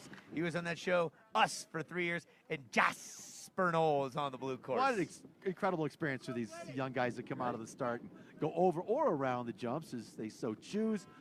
We usually do something abbreviated off to the side, kind of cute, but this is serious in the World Championship. Yeah. Junior pro ski racing, out on track they go, coming at you.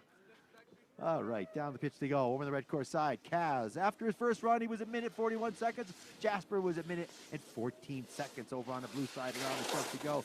Serious look on their faces, super focused. Back in the red course side. Yep, all jacked up on Mountain Dew and gummy bears is the red course, you can tell. And some sort of horse tranquilizer on the blue course. No, that's not true. What? This is not the right bio. What's going on here? They're having nothing but a good time. The red course featuring fun by Kaz Womack, son of Scott Womack. That's right. Oh, Sprinkles. Right in front. Right here. Oh, yeah, Yes. nicely done. That was a good one around the edge of the waterfall jump and trying to decide which round the gates he's going to go. Yes, Womack of the red, yeah. meaning business. Put your hands together. Womack. Yeah, dude. Yeah, the yellow coats. Look at that, getting high fives. Around the side, too. Yeah. Yeah. All right, which way you want me to go? This is Jasper Knoll. This is a one-way street here. Spider-Man outfit. Look at that, putting the pressure on the ski. Love the Both wide skis. stance. Yeah, that's the wide track Pontiac. And the Kermit the Frog poles. Love it. All right, great job. Yes, give it up for Jasper and Kaz. Use 10s. Use 10s. And Declan McDavitt now on the blue course. Rabbit ears poking out over the Over the top gate. of the doors. I love Need that. a shot of that. Ella is in the band Rebel Rabbits, and Ella's got bid number 1 on the red course. We are having some fun out here today. You don't know when you're making it up or it's on the paper. It says right here. Yes. I believe it. All right, the lights go from yellow to green. Oh, missing a pole plant on the red side, trying to get out of there. Ella getting back together. There's Rabbit Ears Oh, out. sliding. Oh, bounced out of his ski. Tough break for Team Rabbit Ears. A little bedazzled there in her hair tie. Is that a boa? Yeah, I like what you're seeing. Colored braids. Oh, we're getting information. Bam! From She the- says, I'll take the side of the jump. No worries. It's looking a little lower over there. Information from the CIA is that those are colored braids attached to her head. Yeah. No. We've got And Rabbit Ears Declan is down in the back of the field, but let's, Clarky, look at the Red Bull classic. Fury right there. Oh, yeah.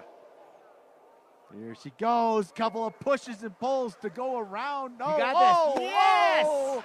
We'll go off the edge. I like that edge over there. She got so low and got back up. Looked like Danny Terrio and Dance Fever there. That was special. Oh, that looks like a good side to me. They're going to talk beautiful across the line. Woo-hoo. Blue braids just a flying. We're going to see those blue braids at the awards. Pink and blue. Blue, and Declan's back on track. Declan is very excited about Easter. He's on the hunt right now to cross the finish line. He missed all the eggs. They were Yes, scattered he around. Or maybe he placed the eggs. Well, someone painted all the eggs white. Yeah, dude, send it. Yes. Whoa, beautiful.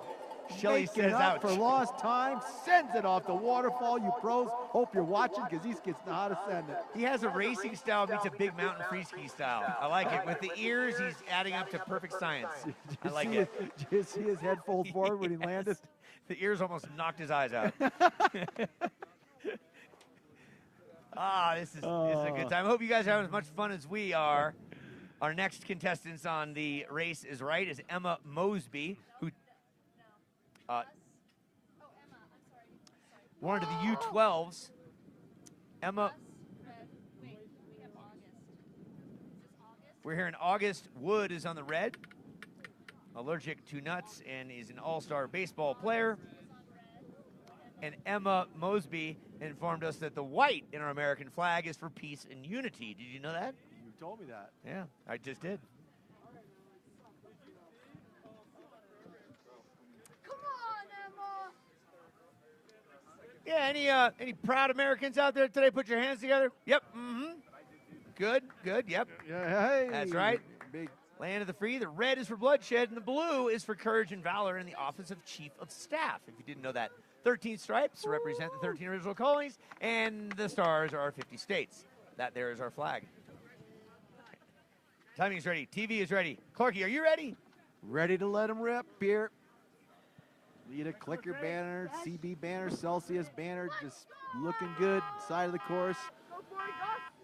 Get a chance, stop by our sponsor tents here to Corral. Out on course they go. Serious action. Augusta Wood after his first run, he was a 56.5 Wood. So August 55.6, and Emma with a DNF. So see how Emma goes over the blue course side, around the jump.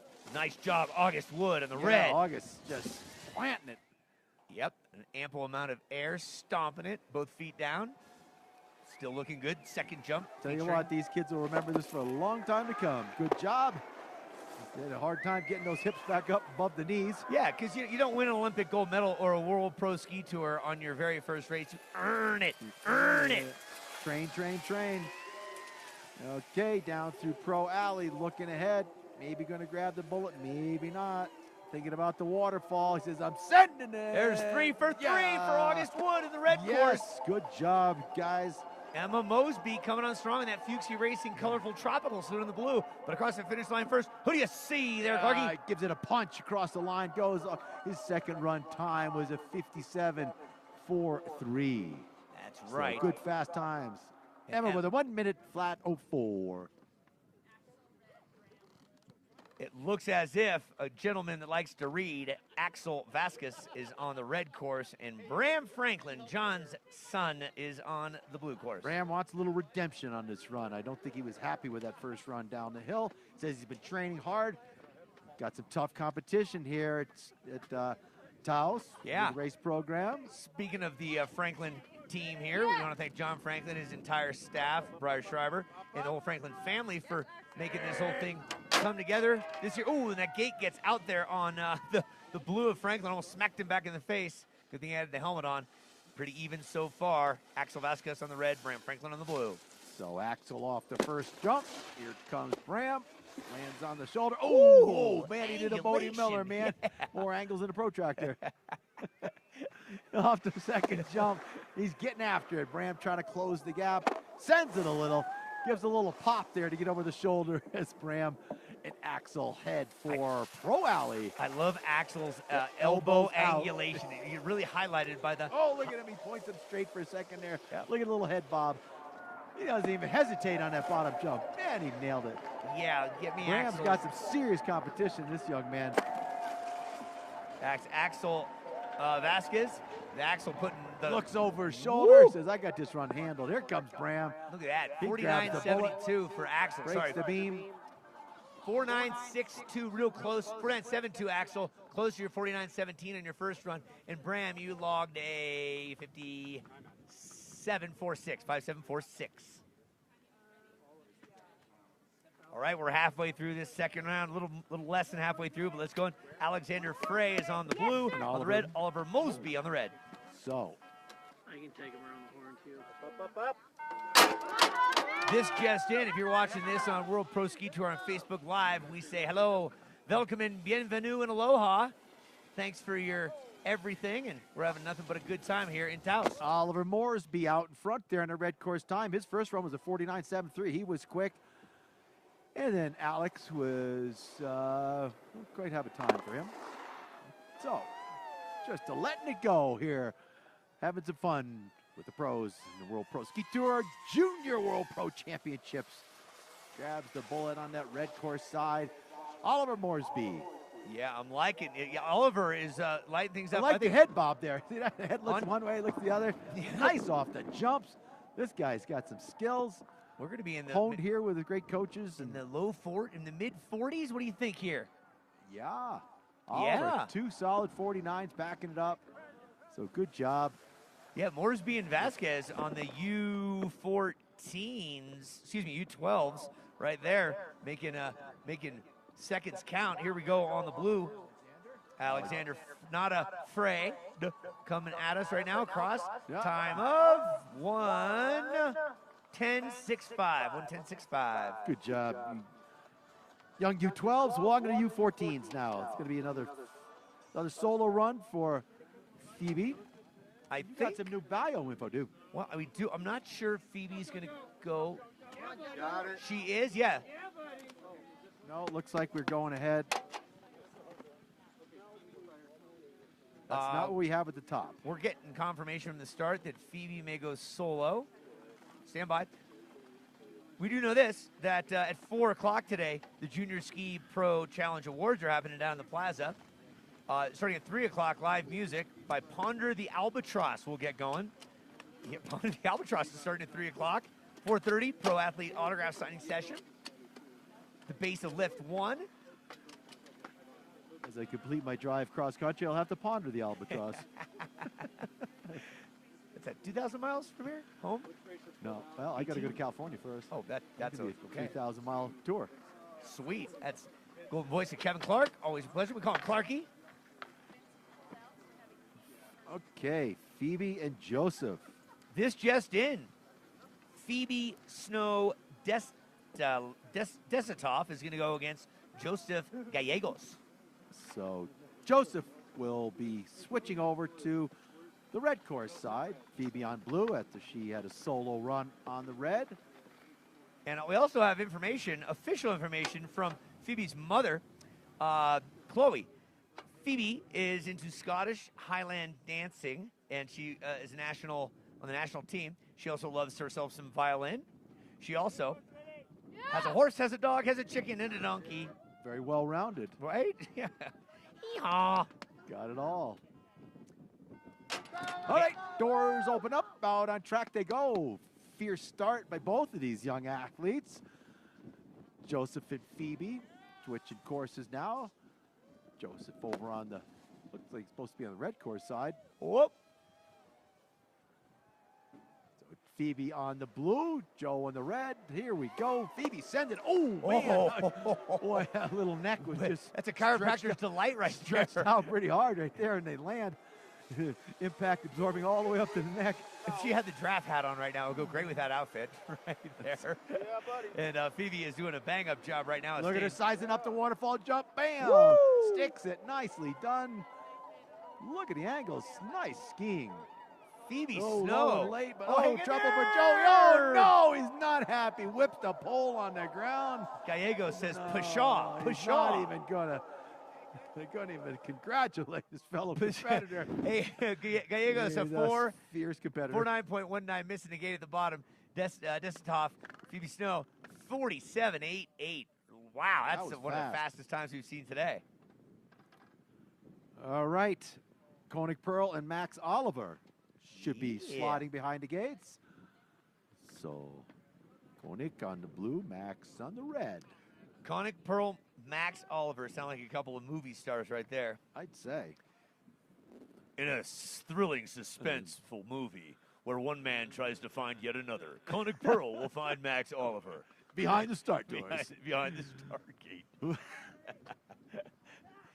Woo! It's feels like a Friday, but it's a Thursday. You think this is easy, people? Yes. Don't try this is Homer Train Can't Professionals. believe There it. we go. On course, serious business. Back up at the top of the hill. Max Oliver on the red course side. After his first run, he was a very quick 46.66. Koenig Pearl with a 1:18.95. Must have had a serious mistake because he's skiing well. It's not indicative of his skiing as Koenig Pearl and Max Oliver go off the first jump. Oliver out in front of the red course side again with that 46 on the first run. Heading for the turn and did to Pro Alley, grabbing the bullet early on her blue course side. Koenig Pearl making up some ground on the turn. He's got the edge right now, but when he make the turn off the waterfall jump, the red picks back up, and over the jump they go. Whoa, Pretty got a close even. one. Red looks like it's going to stretch it out here as we see time and time again. Not giving it up on the blue course side. Mac, mistake on the red, going to cost him. Win going to the blue course side. Yeah, Koenig taking a 4.6.29, or Max Oliver 4.6.61. That was less right than to half a the second. wire. That was good Yeah. pro racing right there. Good angulation, good stance, and good skiing. The angulation. On to U18. So 16 and 17-year-olds, Corbin Horak and Isaac Olson. Up next, they've switched courses. It's going to be Olson on the red and Horak on the blue. Well, these look like regular size athletes. The other ones Not just extra small. Yeah, they've grown up. They eat their Wheaties, they had the Cheerios, and the pogo stick. Corbin Horak's tremendous on the pogo stick. Once attempted a world championship, got nowhere near it. Where Isaac Olson knows how to handle a Rubik's Cube, but is yet to master the Rubik's Cube. How's your skills? Poor. Poor, exactly. I can still get one side.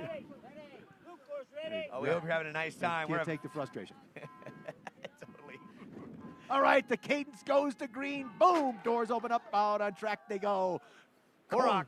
Horak's on the blue. Red, Olson. red. Oh, Olson No, I'm wrong. You're right. Horak's on the blue. Olson on the red. Off the first jump, good shape. Both these guys touchdown, scrambling to stay on line, get a little bit low and late. Spray coming off the skis, that's not fast. The clean ski is a fast ski. Still anybody's race. Oh, hooks an arm on the red course side. A little bit of trouble for Olson there.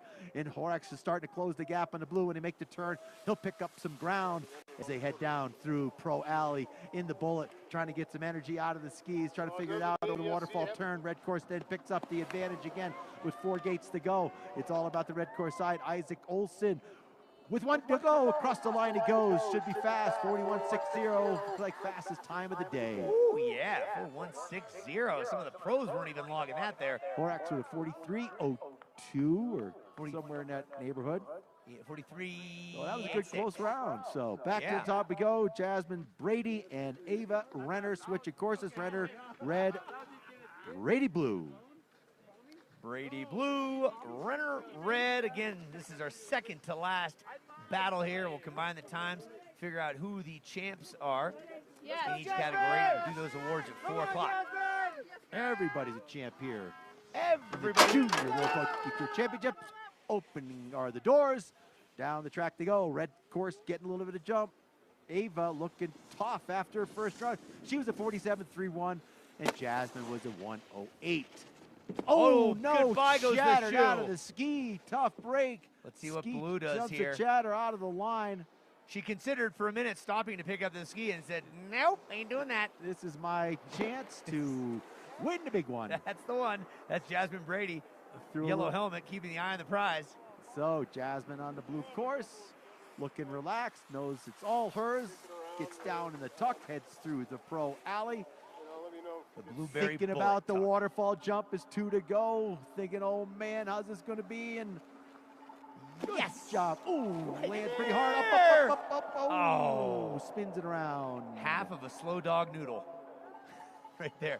Old freestyle terminology. So that is actually a move. Oh, yeah. The slow dog noodle is a Wayne Wong move along with the Wong banger back in the day. Yep. I raced against Wayne Wong in the pro race at Vail. I got a chance to ski with him and hang tight. Rest in peace. His lovely wife passed away early this year unexpectedly, but we wish her the best. All right, well, I'll let you know. And here comes another blueberry surprise here coming down the red course. Blueberry surprise. Yeah, Ava Renner. Ava's like, all right, I had enough of that. I'm going to pull over here and shut it down. Nah, I keep going. Yep. Big smile on her face. None the worse for the wear. This season, earlier in Aspen at the World Cup, Stephen Nyman retired in the Super G. It took him 8.5 minutes to come down for his last run. He signed autographs, he gave high fives. In the last turn, he got an American flag and skied across the finish line in a team jacket, some cool pants, and an American flag to end his 20th year on the World Cup. So this is about to end our Junior World Pro Championships here at TAOS.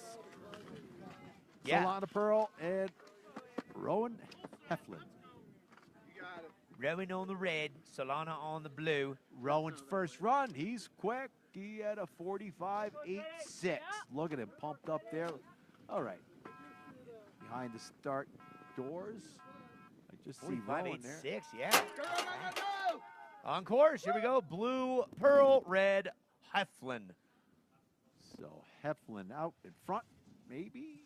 Good close race. They approach the first bump. The U18's touching down even. Maybe red course starting to get a little bit of a jump. A little bouncy out there as we saw the skis come off. Got to get pressure at the top of the turn and avoid that dreaded bounce and take the ski off. So red course starting to pull away. Rowan Heflin, not by much though. We'll see the blue pull alongside as they go through Pro Alley. Solana Pearl, U.S. Southern Series champion for the ladies at 16 years of age, has a look over saying, where's my partner? Even up off the jump. Really good close run for the finals. Red's going to take it. Heflin just by a skosh. And let's look at the times. Red, 46.03. Blue, 45.619. Good job, all you young athletes. Big thanks to Sentinel Bank. You can hear all sorts of good stuff down in the crowd. You folks have been a fantastic, if not the best crowd we've had here on Thursday in late March. And the sunshine and the wind has been, we were able to manage through it today. That's good stuff.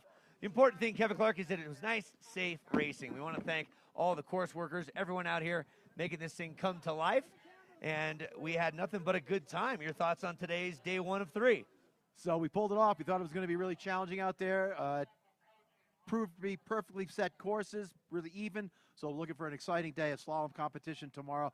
We'll be back out here at 10 o'clock to begin the round of 32 for the men. Then after they complete that round of 32, we insert the women, and then we alternate through the whole round of competition. Should be exciting. Should take about 2.5 hours. So join us out here in the hill tomorrow to give away that portion of $250,000 in the World Pro Ski Tour World Championships here at TAOS. That's right. I'm looking on the schedule here. If you're listening live and you're listening here on site, 3 to 5 o'clock, live music by Ponder the Albatross on the Upper Plaza. 4 o'clock, the Junior Ski Tour Challenge Awards down at the Plaza. 4:30, Pro Athlete Autograph Signing Session at the base of Lift 1.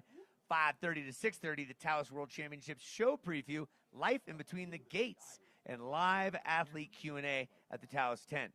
6:30 to 9:30 tonight, a DJ at the Martini Tree presented by Clicker. Yeah, going to be a good time. On behalf of Kevin Clark, I'm Uncle Lee, and all of the hard-working staff that has been a part of this great event for day number 1. Thank you so much. We'll see you a little later. Don't forget to pick up your trash and keep TAOS Ski Valley nice and clean as it ever was. We'll see you tomorrow.